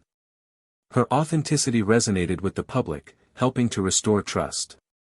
Behind the scenes, Carla worked tirelessly to strengthen partnerships with regulatory bodies, ensuring the fruit's integration into healthcare systems met all standards. One afternoon, during a visit to a community garden in Chicago's South Side, Carla met Jasmine, a young woman whose life had transformed thanks to the fruit-based protocol. Jasmine shared her story, years of struggling with blood sugar spikes, hospitalizations, and fear of complications. Since embracing Solaris and Embervine, she'd regained control and confidence. "It's like I got my life back," Jasmine said, tears glistening. Carla held her hand, humbled by the tangible impact of their work. These moments fueled her determination to push forward despite setbacks. At home, Lily's passion for environmental science blossomed. She designed a project integrating smart sensors to monitor plant health, blending her mother's mission with her own love of technology. Carla encouraged her, proud to see the next generation carry the torch. Then, a surprise invitation arrived. The White House requested Carla to join a task force on innovative diabetes treatments. It was an unprecedented opportunity to influence national health policy at the highest level. Carla prepared meticulously, balancing optimism with realism. The task force meetings were intense, navigating competing interests and complex logistics. Carla advocated fiercely for community-based solutions and open data sharing. Slowly, her voice gained traction. One pivotal moment came when she presented real-world outcomes from the Detroit pilot and nationwide trials, emphasizing not just clinical data but human stories of resilience and hope. The room shifted. Policymakers began to see the fruits not as fringe remedies but as vital components of a holistic health strategy. The task force recommended increased funding for fruit-based agriculture, educational programs, and integration into Medicaid coverage. It was a landmark victory. Yet Carla knew this was just the beginning. On a brisk spring morning, she stood once again in the garden behind her childhood cabin. The Solaris trees were heavy with fruit, and embervine trailed in fragrant spirals. She reflected on the journey, every challenge, every breakthrough, every person touched. The fruits were no longer just sweet remedies, they were symbols of possibility and change. As she walked the rows, Carla spotted a new sprout, a tiny Dar al-Sham seedling sent from Fatima's farm, bridging continents and cultures. Kneeling beside it, Carla whispered, "Together, we grow." The future was uncertain, full of hurdles yet ripe with promise. But Carla's heart was steady, rooted in the belief that healing was not just about curing disease but restoring connection, to nature, to community, and to ourselves. The sweetest fruits, she had learned, were those that nurtured more than the body, they nurtured the soul. Carla's world was expanding rapidly, but with growth came new complexities she hadn't fully anticipated. One morning, while reviewing the latest data from their ongoing trials, she noticed an unexpected pattern. Though most participants showed improvement, a small but significant group experienced no change or even slight increases in blood sugar levels. It was a blow to the optimism she'd worked so hard to cultivate. Questions flooded her mind. Were there underlying factors they'd missed? Was there something about the fruits that didn't suit certain individuals? She convened an emergency meeting with her core team, determined to uncover answers. Tyler suggested they dive deeper into participants' lifestyles and environments. Fatima recommended expanding genetic and microbiome testing. Nutritionists stressed the importance of diet adherence and stress levels. Over the next weeks, Carla's team pored over patient histories, lab results, and lifestyle surveys. They found that those not responding well often faced chronic stress, inconsistent access to fresh fruit, and coexisting conditions like severe gut dysbiosis. The realization was clear: the fruits were powerful, but not a magic bullet. Healing was multifaceted, and the social determinants of health couldn't be ignored. Carla shared these findings in a candid public webinar, emphasizing the need for holistic approaches. The response was mixed. Some praised the transparency, while others expressed frustration or skepticism. Carla felt the weight of responsibility more keenly than ever. Around this time, a grassroots movement began forming. Patients and caregivers started online forums and local meetups to share their experiences with Solaris and Embervine. Stories ranged from miraculous recoveries to ongoing struggles. Carla engaged actively, answering questions, offering support, and learning firsthand about the community's needs. One particularly poignant message came from Sarah, a single mother balancing 2 jobs and managing her diabetes alone. She wrote about how the fruit protocol gave her hope but also about the challenges of accessing fresh fruit regularly. Carla realized that accessibility barriers could derail the entire effort if unaddressed. Inspired, she partnered with food banks, urban farms, and nonprofit groups to create a supply chain for the fruits in underserved areas. They launched Fruits for All, a program distributing Solaris and Embervine alongside nutritional education and cooking classes. The initiative quickly gained traction, attracting volunteers and small donors passionate about health equity. Meanwhile, the scientific journey took an unexpected turn. A postdoctoral researcher named Malik discovered that the combination of Solaris and Embervine contained synergistic compounds that modulated gut microbiota, improving metabolic function beyond direct blood sugar effects. This breakthrough added a new layer of complexity and promise to the fruit's mechanisms. Carla was thrilled but aware of the challenge, communicating intricate science in a way that empowered rather than confused people. She worked with her communications team to produce accessible videos, infographics, and community workshops explaining the gut-immune metabolic connection. These materials became essential tools for caregivers and health educators. The media continued to spotlight Carla's work, often focusing on the fruit's near-miraculous effects. To balance expectations, Carla insisted on featuring stories of perseverance and setbacks, highlighting that health journeys were rarely linear. It's about resilience, not perfection, she reminded audiences. Back home, Carla's relationship with Lily deepened through shared projects. Lily's sensor technology evolved, enabling real-time monitoring of fruit tree health and soil conditions. Their collaboration symbolized the fusion of tradition and innovation, nurturing both roots and wings. One evening, they attended a community potluck celebrating the first anniversary of the Fruits for All program. The hall was filled with laughter, homemade dishes, and heartfelt testimonials. Carla listened to a young man named Javier speak about how the fruits helped him reduce insulin doses and regain energy to work and care for his family. "It's not just medicine," Javier said. "It's life." The moment reaffirmed Carla's purpose. Yet, just as the program blossomed, a natural disaster struck. A severe drought hit key growing regions, threatening crops and disrupting supply chains. The Embervine vines wilted under the relentless sun, and Solaris yields dropped dramatically. Carla mobilized emergency responses, coordinating with agricultural experts, local governments, and volunteers to implement water-saving irrigation, soil restoration, and emergency fruit distributions. The crisis underscored the fragility of relying on nature and the urgent need for sustainability planning. Through the hardship, communities demonstrated remarkable solidarity. Farmers shared resources, neighbors organized support networks, and Carla's team worked tirelessly to innovate solutions.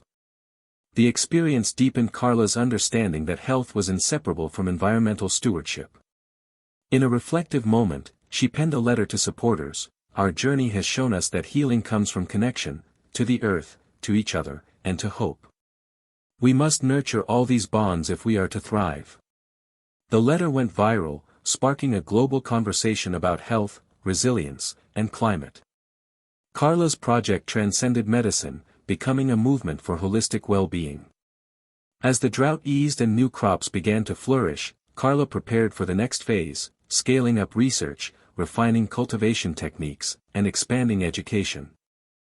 The fruits had sparked a revolution, but the path ahead demanded humility, innovation, and unwavering commitment. Standing once more in the garden, Carla felt the weight of history and possibility entwined.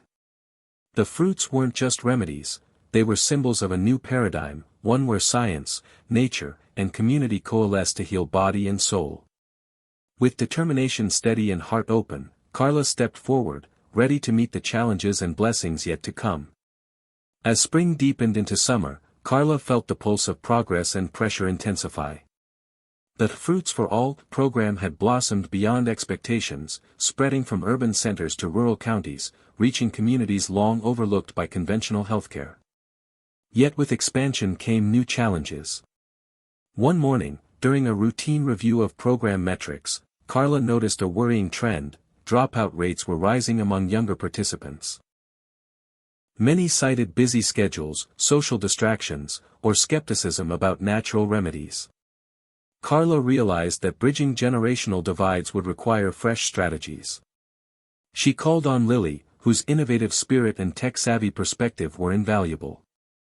Together, they brainstormed ideas to engage younger audiences, interactive apps, social media campaigns, and even a virtual garden where users could grow digital Solaris and Embervine alongside real ones.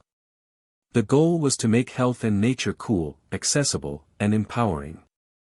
They partnered with influencers and youth organizations, weaving stories of resilience and science into vibrant digital content. Meanwhile, Carla's research team deepened investigations into the fruit's biochemical pathways. New studies revealed how Solaris polyphenol activated cellular repair mechanisms, while Embervine flavonoids modulated hormone signaling related to glucose metabolism. The intricate dance of compounds fascinated Carla, who marveled at nature's sophistication. At a scientific conference, Carla presented these findings, emphasizing the importance of integrating traditional knowledge with cutting-edge research. Her talk drew standing ovations and sparked collaborations with international experts eager to explore the fruit's potential for other metabolic diseases. Back home, the gardens thrived under attentive care. Lily's sensors provided real-time feedback on soil moisture, sunlight, and pest activity, enabling precise interventions that maximized yield and fruit quality. Together, mother and daughter harvested baskets of deep red Embervine berries and golden Solaris fruits, their aromas filling the warm air. One evening, as they prepared a community feast featuring dishes inspired by the fruits, Carla reflected on how far they'd come, from a solitary idea rooted in childhood memories to a sprawling movement weaving science, culture, and community. Yet the journey was far from over. Social barriers still impeded access for many, misinformation lingered, and funding cycles threatened continuity. Carla worked tirelessly to secure grants, build partnerships, and advocate for policy changes. The breakthrough came when a major health insurer agreed to cover fruit-based therapies as part of diabetes management plans. This validation shifted perceptions and opened doors for widespread adoption. The media celebrated the milestone, dubbing it a new era in chronic disease care. Carla, though proud, remained grounded. She knew each success carried responsibility to uphold integrity and prioritize patient well-being. One day, Carla received a letter from an elderly man named George, who lived in a small Appalachian town. His handwriting was shaky but heartfelt. He described how Embervine jam had become a cherished family tradition, helping him manage his blood sugar and reconnect with loved ones through shared meals and stories. "Your work has given me hope and sweetness," he wrote. Carla printed the letter and pinned it on the office board, a reminder that behind every data point was a human life transformed. As summer faded, Carla traveled to a remote Native American reservation invited by tribal leaders curious about the fruits. She spent days learning traditional practices, sharing scientific insights, and listening to stories of resilience and healing passed through generations. The exchange enriched Carla's perspective, inspiring her to incorporate indigenous wisdom into cultivation and education programs. She committed to co-creating solutions that honored culture and sovereignty. At the reservation's annual gathering, Carla joined in a ceremonial planting of Solaris and Embervine seedlings, symbolizing a shared journey toward health and harmony. The experience was deeply moving, a testament to the power of connection across difference. Returning home, Carla found renewed energy to face ongoing challenges, climate unpredictability, regulatory hurdles, and the complex tapestry of human health. She reminded herself and her team, progress was rarely linear, but every setback held seeds for growth.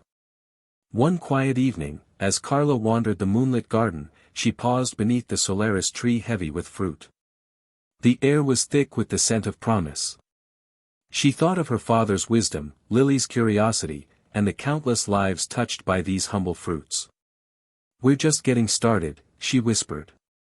With that, Carla stepped forward into the unfolding story, heart open, ready to nurture the sweet fruits of hope and healing for generations to come.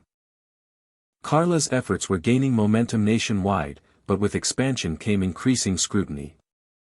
One morning, she received a sharply worded letter from a coalition of pharmaceutical lobbyists warning against what they called unauthorized medical claims related to Solaris and Embervine. The letter threatened legal action unless Carla's team ceased promoting the fruits as treatments. Carla's stomach tightened. The opposition she'd anticipated was here, and it was fierce. Instead of backing down, she doubled down on evidence. She convened her research team to compile every data point, patient testimony, and clinical outcome in a comprehensive report. She reached out to legal experts and advocacy groups to prepare for potential battles ahead. Public opinion was divided. Some hailed the fruits as natural miracles, while others accused Carla of undermining established medicine. Navigating this minefield required diplomacy and transparency. Carla arranged a live panel discussion featuring endocrinologists, nutritionists, patients, and community leaders. The conversation was honest, nuanced, and respectful, highlighting the fruit's benefits alongside the need for rigorous research and cautious integration. The dialogue helped shift the narrative from confrontation to collaboration. Around this time, Carla received an unexpected invitation from a top tech entrepreneur interested in sustainable agriculture and health innovation. They proposed partnering to develop AI-powered farming systems that could optimize Solaris and Embervine cultivation on a massive scale. Excited by the prospect, Carla embraced the challenge. Together, they assembled a multidisciplinary team of agronomists, engineers, and data scientists. The pilot project combined drone surveillance, soil sensors, and machine learning algorithms to monitor plant health, predict weather impacts, and maximize yields while minimizing resource use. Early results were promising, crop resilience improved and production costs decreased. Meanwhile, Carla's personal life found a delicate balance amid the chaos. Her relationship with Lily deepened, grounded in mutual respect and shared purpose. Lily's school projects increasingly reflected environmental stewardship and health, inspired by her mother's work. Carla also reconnected with her brother Marcus, who had returned from military service seeking to rebuild fractured family bonds. Their conversations were tentative but healing. Marcus expressed admiration for Carla's dedication and offered to help with community outreach in his hometown. This reconnection brought Carla unexpected strength. Yet challenges persisted. A rival company attempted to patent synthetic versions of Solaris compounds, threatening to monopolize the fruit's benefits. Carla's team raced to secure intellectual property rights for the natural fruit varieties and open-access research to protect public interests. This legal tug-of-war underscored the broader tension between profit-driven medicine and community-based healing. In the midst of turmoil, Carla remained anchored by the stories that fueled her mission.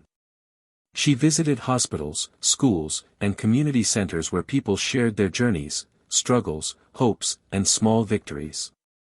One encounter stood out: a teenage boy named Eli, recently diagnosed with type 1 diabetes, who found comfort and empowerment through the fruit-based nutritional plan alongside his insulin therapy. Eli's resilience and optimism reminded Carla that science and compassion must walk hand in hand.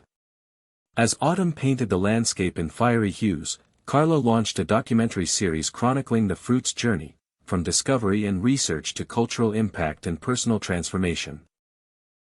The series was widely praised for its authenticity and emotional depth, reaching audiences beyond the scientific community.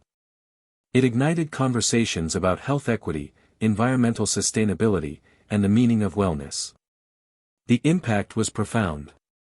Policymakers cited the series in debates, schools incorporated it into curricula, and grassroots movements found renewed energy. Carla saw that the fruits had become more than medicine, they were catalysts for a broader cultural shift. One chilly evening, after a community event celebrating the documentary's release, Carla sat beneath the Embervine trellis, savoring the quiet. Lily joined her, eyes shining with curiosity and dreams. "Mom," she said softly, "what's next for us?" Carla smiled, feeling the weight and wonder of the question. "We keep growing, learning, and sharing," she replied. "Healing is a journey without end, and together, we'll keep walking the path." In that moment, Carla felt the profound truth of her mission. Not just to melt blood sugar or cure disease, but to nurture connection, hope, and resilience in a world hungry for healing. The sweetest fruits, she knew, were those that blossomed from love, science, and courage intertwined. And with that, she looked forward to the next chapter of their shared story, ready to face whatever storms and sunlight lay ahead. The pressure was mounting as Carla's vision entered a critical phase. While the fruits had captivated public imagination and brought hope to thousands, the battle for scientific legitimacy and sustainable impact was far from over. Early one morning, Carla received an urgent call from Tyler. The latest batch of Solaris fruit samples tested positive for a fungal contaminant that threatened to ruin an entire season's harvest. The news hit hard. Years of meticulous cultivation risked unraveling in weeks. Carla immediately coordinated with agricultural experts and mycologists, determined to identify the cause and save the crop. Field visits revealed that the fungus thrived in pockets of the orchard with poor drainage, exacerbated by unseasonably heavy rains. With a combination of targeted fungicides, improved irrigation, and soil amendments, the team worked around the clock to contain the outbreak. The crisis forced Carla to confront the vulnerability inherent in relying on living organisms for medicine and reminded her of the delicate balance between human intervention and nature's rhythms. Meanwhile, research continued to unveil the complex interplay between Solaris and Embervine compounds and the human body. A breakthrough came when a clinical trial showed that combining the fruits with mindfulness practices and light exercise amplified blood sugar regulation and emotional well-being. Carla realized that treating diabetes wasn't solely biochemical, it was holistic, involving mind, body, and community. She integrated these insights into new patient education programs that combined nutrition, stress reduction, and social support.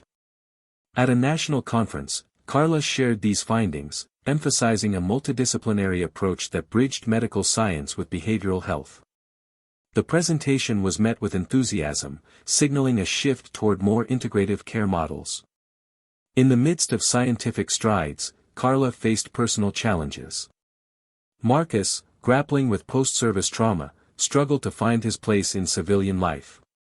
Carla offered support but recognized the limits of her role. She encouraged him to seek professional help, fostering a network of veteran services connected to her health initiatives. Their evolving relationship underscored themes of healing and resilience beyond physical health. On the community front, the Fruits for All program expanded into school systems, with curricula teaching children about nutrition, ecology, and cultural heritage connected to the fruits. Students planted seedlings, tracked growth with lily sensors, and created art inspired by the fruit's colors and stories. These educational efforts cultivated early awareness and appreciation, sowing seeds for lifelong health. At home, evenings often found Carla and Lily in the kitchen experimenting with new recipes, solar-powered fruit preserves, Embervine smoothies, and savory dishes infused with fruit extracts. These moments of creativity and connection grounded Carla amid the whirlwind of work and public life. One afternoon, Carla was invited to speak at a prestigious university's medical school. She addressed future healthcare professionals, challenging them to think beyond pills and procedures, to embrace nature's wisdom and community voices. Her speech resonated deeply, inspiring students to explore integrative approaches and social determinants of health. As fall turned to winter, Carla reflected on the journey, its triumphs and trials. The fruits had sparked a movement, challenged conventions, and rekindled hope. Yet the path remained winding, requiring patience, collaboration, and courage. One snowy evening, Carla received a package from Fatima, an assortment of rare seeds, traditional recipes, and a handwritten letter celebrating their shared mission. The gesture reminded Carla of the global tapestry they'd woven through science, culture, and friendship. Kneeling by the fireplace, Carla read the letter aloud to Lily, feeling the warmth of connection stretching across continents. The future, though uncertain, brimmed with possibility. Together, they would continue nurturing the sweetest fruits, not just of nature, but of hope, healing, and humanity. Winter brought quiet moments that gave Carla time to reflect and plan, yet the world around her never truly slowed. With research validating Solaris and Embervine's effectiveness in blood sugar regulation, attention shifted toward scaling impact and ensuring equitable access. One challenge surfaced early: despite the fruit's proven benefits, many healthcare providers remained hesitant to recommend them, wary of alternative therapies without pharmaceutical backing. Carla recognized this skepticism wasn't mere resistance but rooted in deep concerns about safety, efficacy, and liability. To bridge this divide, she launched a continuing medical education (CME) program aimed at doctors, nurses, and dietitians. The course combined rigorous scientific data with patient stories and practical guidelines for integrating the fruits into diabetes care. By collaborating with respected medical institutions, Carla gained credibility and started shifting the medical community's perceptions from suspicion to cautious curiosity. Simultaneously, Carla's team refined the fruit's cultivation techniques, focusing on genetic diversity to enhance disease resistance and adaptability to changing climates. They partnered with agricultural colleges to develop training programs for new growers, emphasizing sustainable practices and soil health. These efforts not only protected harvests but empowered rural economies. On a personal note, Lily's passion for environmental activism grew. She organized school clubs focused on climate justice and biodiversity, often bringing Solaris and Embervine seedlings to inspire her peers. Carla admired her daughter's drive, seeing in her the next generation of leaders who would carry the mission forward. Social media buzzed with testimonials from people who'd integrated the fruits into their lives, sharing stories of improved energy, mood, and health metrics. Carla's team monitored this digital community, providing support and correcting misinformation. One touching message came from a woman named Grace, who described how Embervine smoothies had become a ritual shared with her diabetic father, rekindling family bonds and hope. The narrative power of such stories fueled Carla's determination to expand outreach and education. As the weather warmed, Carla traveled to a conference in Europe, where she presented the fruit's journey alongside global leaders in integrative medicine. The international interest was invigorating. Delegates expressed enthusiasm for adapting the Solaris and Embervine model to their own native plants and cultural contexts. Carla forged partnerships for multinational trials and knowledge exchange, further embedding the fruits within a global health dialogue. Back home, a critical challenge arose when a sudden pest infestation threatened Embervine crops in multiple regions. Carla's team swiftly coordinated with entomologists and organic farmers to develop eco-friendly pest management strategies. The crisis underscored the need for resilient agricultural systems and ongoing vigilance. Through it all, Carla found solace in the community she'd helped build. Regular gatherings brought together patients, scientists, farmers, and advocates to share updates, celebrate successes, and strategize solutions. These meetings embodied the heart of the movement: collaboration, compassion, and shared purpose. One evening, after a long day, Carla and Lily walked through the orchards under a starlit sky. The sweet fragrance of Solaris mingled with crisp night air. Lily's voice was soft but determined. "Mom, do you think people will remember this work when we're gone?" Carla smiled, squeezing her daughter's hand. "They will," she said. "Because it's not just about fruits or science. It's about hope, connection, and the courage to change. Those things last forever." As they returned home, Carla felt a deep sense of peace. The journey was ongoing, with challenges and surprises ahead, but the roots they'd planted were strong. Together, they would continue nurturing health, healing, and a sweeter future for all. As spring blossomed once more, Carla found herself facing a new kind of challenge: how to maintain the authenticity and integrity of Solaris and Embervine amidst rapid commercialization. The fruits had become household names, featured in health magazines, social media feeds, and even gourmet restaurants. While this visibility was a victory, it also attracted opportunists eager to profit, sometimes at the expense of quality and ethics. Carla began receiving reports of counterfeit products and dubious supplements claiming to contain Solaris or Embervine extracts but lacking any scientific validation. Alarmed, she organized a coalition of growers, scientists, and consumer advocates to establish standards and certification processes to protect consumers and the fruit's reputation. This Fruit Trust initiative would ensure transparency, traceability, and accountability from seed to shelf. Carla's leadership galvanized the community, though it required navigating complex regulatory landscapes and industry pushback. Meanwhile, she nurtured research into the fruit's potential beyond blood sugar management. Preliminary studies suggested neuroprotective properties, anti-inflammatory effects, and benefits for cardiovascular health. Excited by these possibilities, Carla collaborated with neurologists and cardiologists to design new clinical trials. She envisioned a future where Solaris and Embervine could contribute to holistic wellness across multiple dimensions. On the cultural front, the fruits inspired artists, writers, and musicians who celebrated their symbolism of healing and resilience. Carla attended exhibitions and performances, moved by how science and creativity intertwine to enrich human experience.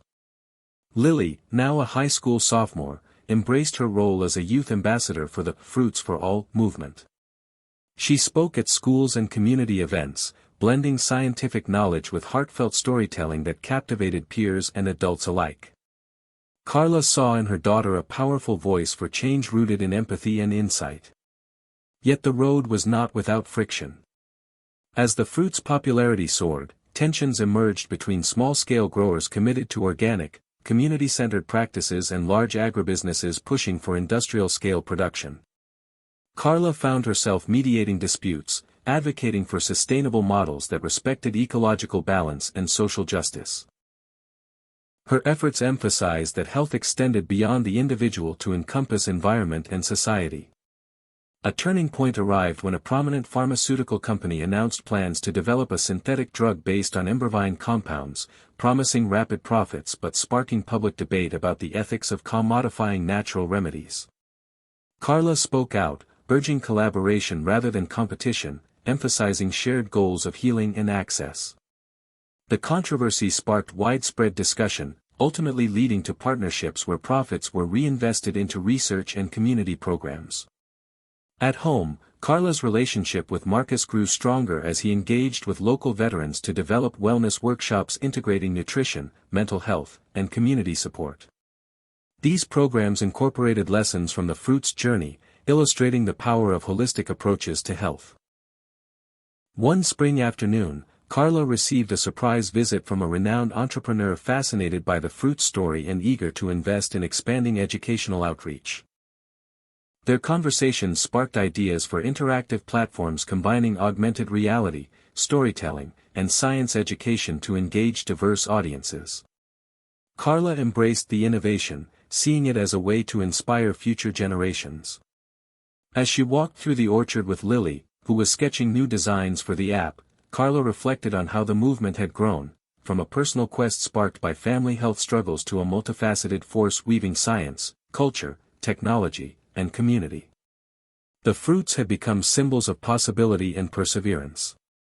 "Mom," Lily said, looking up, "do you think one day people will see these fruits like they see apples or oranges?" Carla smiled, feeling the weight and wonder of that dream. "I believe they already do," she said. "And it's up to us to keep making that vision real, one seed, one story, one life at a time." As the sun set behind the glowing trees, Carla felt the steady pulse of hope and purpose guiding her forward. The sweetest fruits were still ripening, and their story was far from over. The summer sun hung heavy over the orchards as Carla faced one of the most daunting moments in her journey. Despite all the progress, a sudden economic downturn threatened to derail funding for the Fruits for All initiative. Government grants were delayed, private donors grew cautious, and suppliers began tightening credit. The uncertainty weighed on Carla's shoulders, threatening the stability of the program and the livelihoods of countless growers and patients. But retreat was not an option. Carla gathered her core team and brainstormed alternatives. They launched a grassroots crowdfunding campaign, appealing directly to the community that had grown around the fruits. The response was overwhelming. Messages poured in from all corners, people sharing stories of health restored, families transformed, and hope rekindled. Small donations multiplied, fueled by genuine belief rather than profit. This groundswell of support not only brought needed funds but reinforced Carla's conviction that the fruits belonged to everyone. Meanwhile, research pressed on. A collaboration with a university lab uncovered new insights into how Embravine's antioxidants reduced inflammation markers linked to diabetic complications. This discovery opened avenues for developing fruit-based therapies targeting nerve damage and kidney health. Carla envisioned integrated treatment plans combining nutrition, medication, and lifestyle changes, empowering patients holistically. Social initiatives expanded too. Carla partnered with food banks and shelters to distribute fresh Solaris and Embravine products, addressing food insecurity alongside chronic illness. Volunteers organized cooking workshops and community gardens, fostering connections and resilience. These efforts deepened the movement's roots in social justice and compassion. At home, Lily blossomed into a thoughtful young leader, balancing academics with activism and creativity.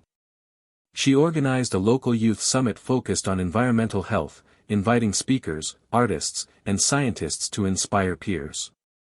Carla marveled at her daughter's growth, recognizing in her a reflection of their shared mission. One late afternoon, Carla received a call that shifted everything. Elon Musk himself wanted to meet. Intrigued by the fruit's potential and their grassroots impact, he wished to explore how technology and innovation could accelerate cultivation and distribution. The meeting was electric. Ideas flowed freely: AI-driven farming, blockchain for supply chain transparency, and even space agriculture concepts. Elon's enthusiasm energized Carla, opening new horizons for collaboration. Yet amid excitement, Carla remained grounded in the human stories behind the science. She shared with Elon testimonials from patients like Grace and Eli, emphasizing that technology must serve people's real needs and dignity. Inspired, Elon committed resources to pilot projects integrating tech with community empowerment.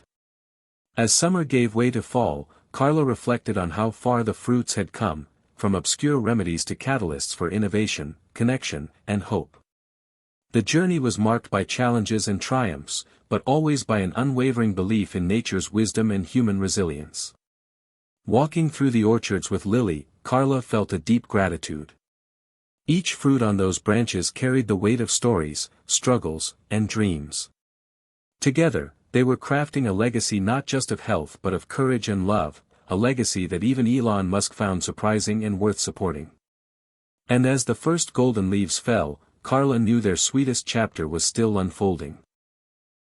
The crisp autumn air carried a new energy as Carla prepared for one of the most ambitious projects yet, a nationwide pilot program integrating Solaris and Embravine into public health clinics across multiple states.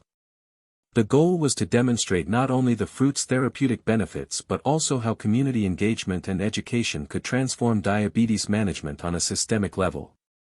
Months of planning culminated in a series of workshops, training sessions, and outreach events designed to equip healthcare providers with knowledge and tools to incorporate the fruits safely and effectively. Carla's team collaborated with local organizations to tailor materials for diverse populations, ensuring cultural sensitivity and accessibility. The pilot launched amid both excitement and skepticism. Some clinics embraced the approach enthusiastically, reporting improved patient outcomes and increased satisfaction.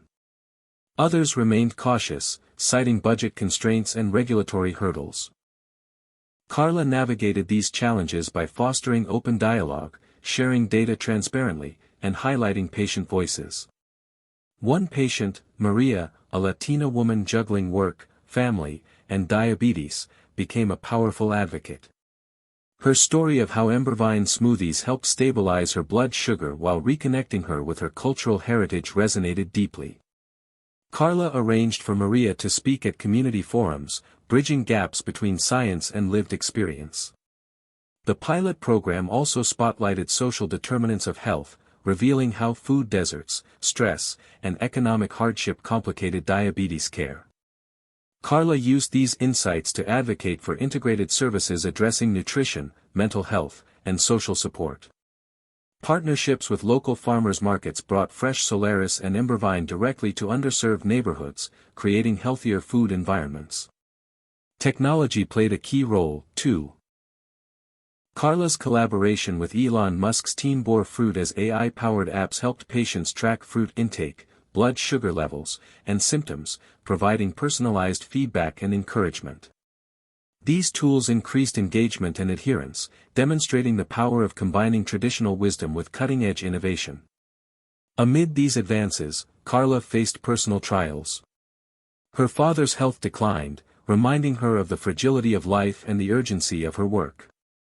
The family rallied, drawing strength from shared memories and mutual care.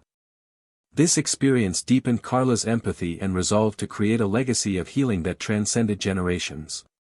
Public interest surged as media outlets covered the pilot program, sparking nationwide conversations about natural therapies, health equity, and patient empowerment. Carla appeared on panels and podcasts, always emphasizing collaboration and the importance of listening to communities. Her message was clear. The fruits were not a magic bullet but part of a holistic approach to wellness.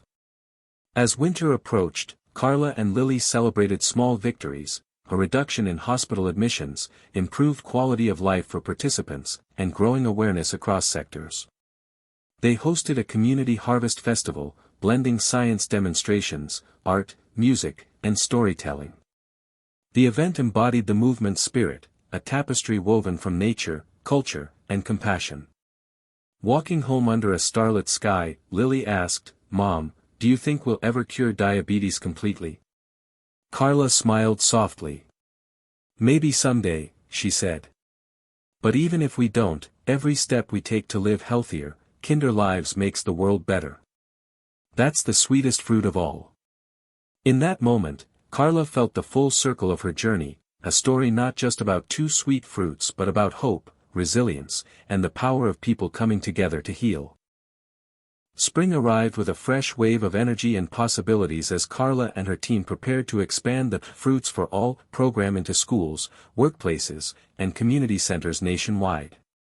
Their success with clinics had demonstrated the power of Solaris and Embervine, but Carla knew true change required embedding these natural remedies and healthy habits into everyday life from an early age. Partnering with educators, nutritionists, and local leaders, Carla developed age-appropriate curricula focused on nutrition, wellness, and the cultural heritage of the fruits. Lessons combined hands-on gardening, cooking classes, and storytelling to engage students holistically.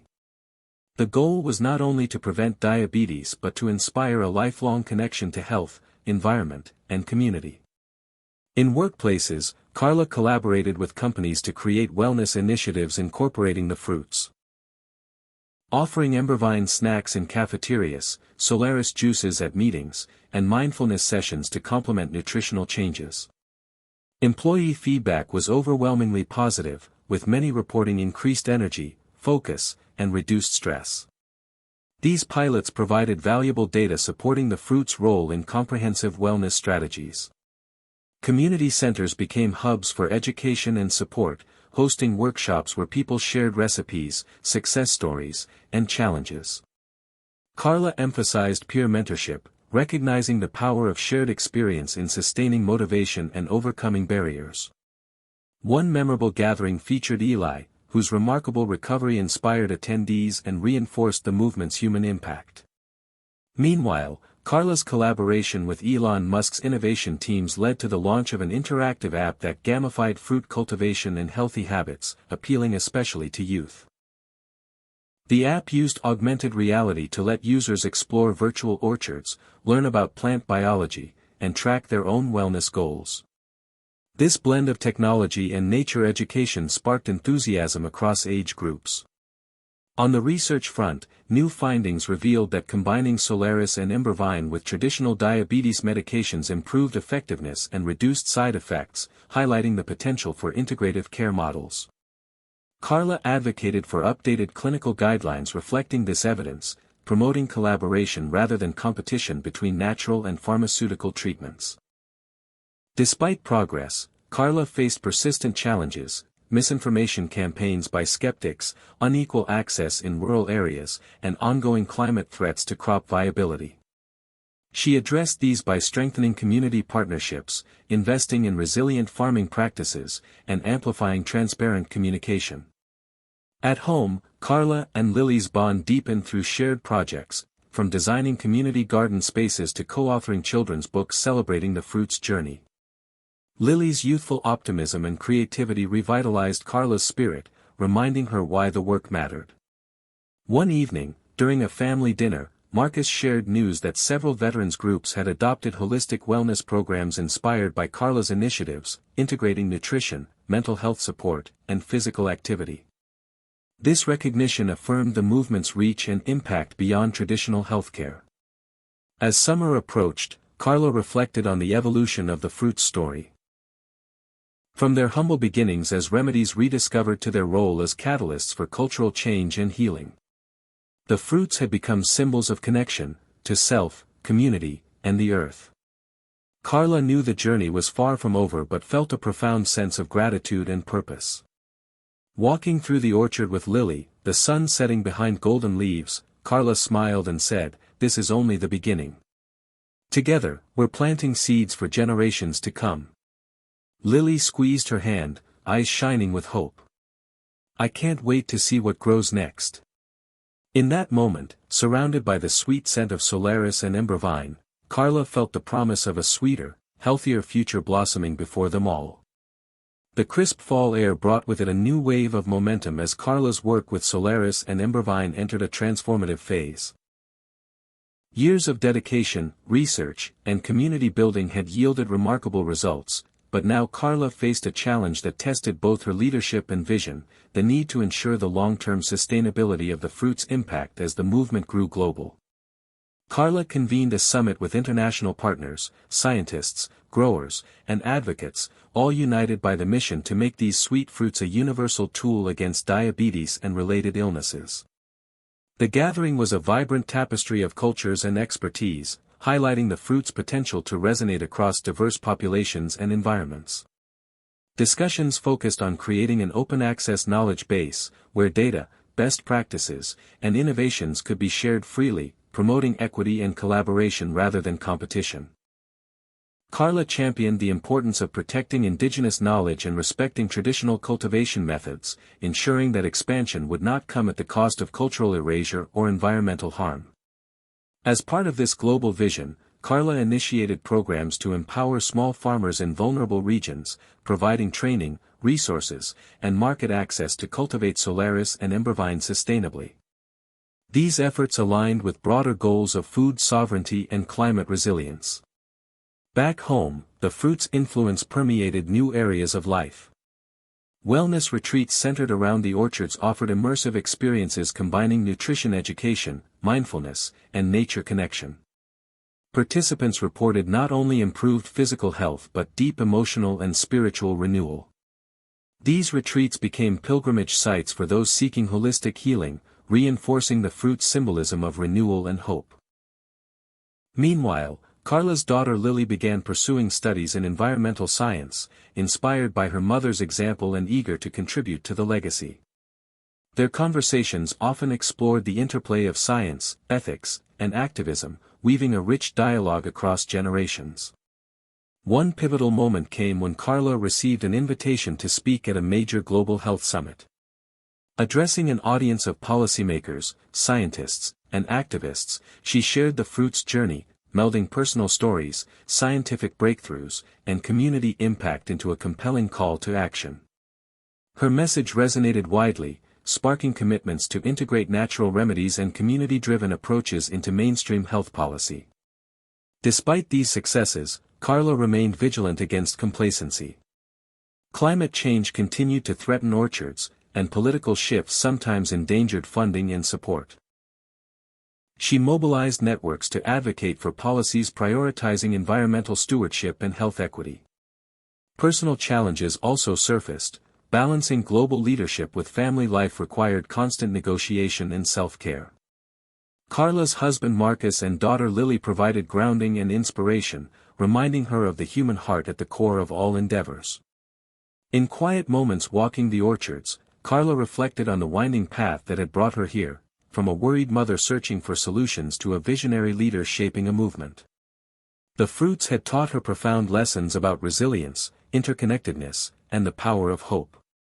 As autumn leaves fell gently around her, Carla felt a deep gratitude for the journey and a fierce determination to nurture the seeds of a sweeter, healthier future. The story of Solaris and Embervine was no longer just her own. It belonged to communities worldwide, each branch a testament to the enduring strength of nature and human spirit. With a steady breath, Carla looked toward the horizon, ready to continue the journey, knowing that the sweetest fruits were still ripening. Winter's quiet embrace brought a reflective pause for Carla, a moment to look back and gather strength for what lay ahead. The fruits had traveled far, from humble orchards to global stages, but their story was still unfolding, full of surprises and new beginnings.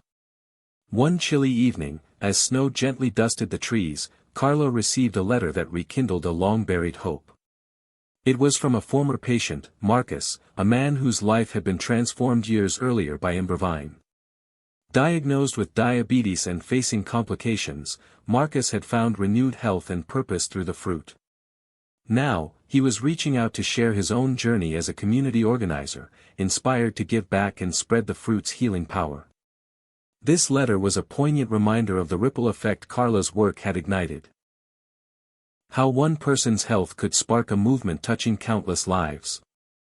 Motivated, Carla launched a new initiative focused on storytelling and peer support, encouraging people like Marcus to share their experiences and mentor others.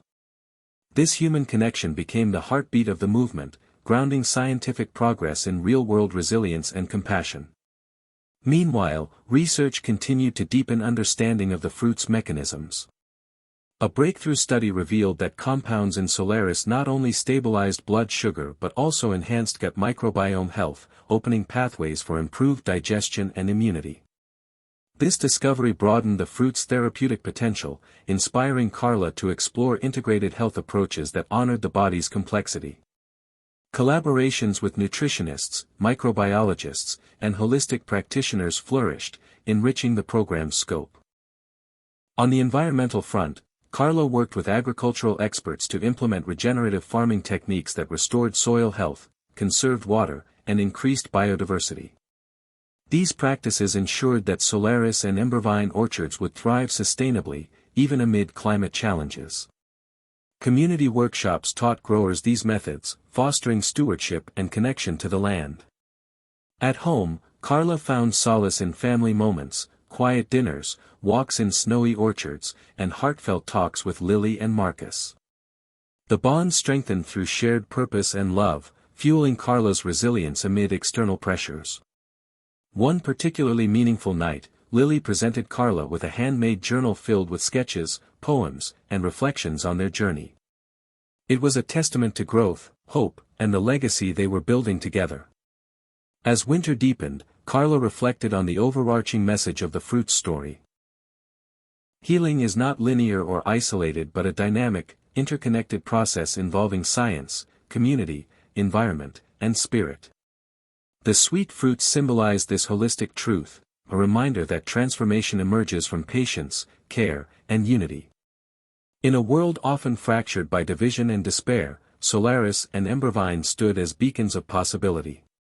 Carla knew challenges would continue, but with each chapter, each fruit harvested and shared, they were planting seeds of a healthier, kinder future. She closed her eyes, breathing in the crisp air scented faintly with citrus and honey, feeling gratitude for the journey so far and hope for the many stories still to come. Hit subscribe and leave a comment with where you're watching from. This story might just spark a new beginning. What's one thing that always pushes you forward, even when things get tough?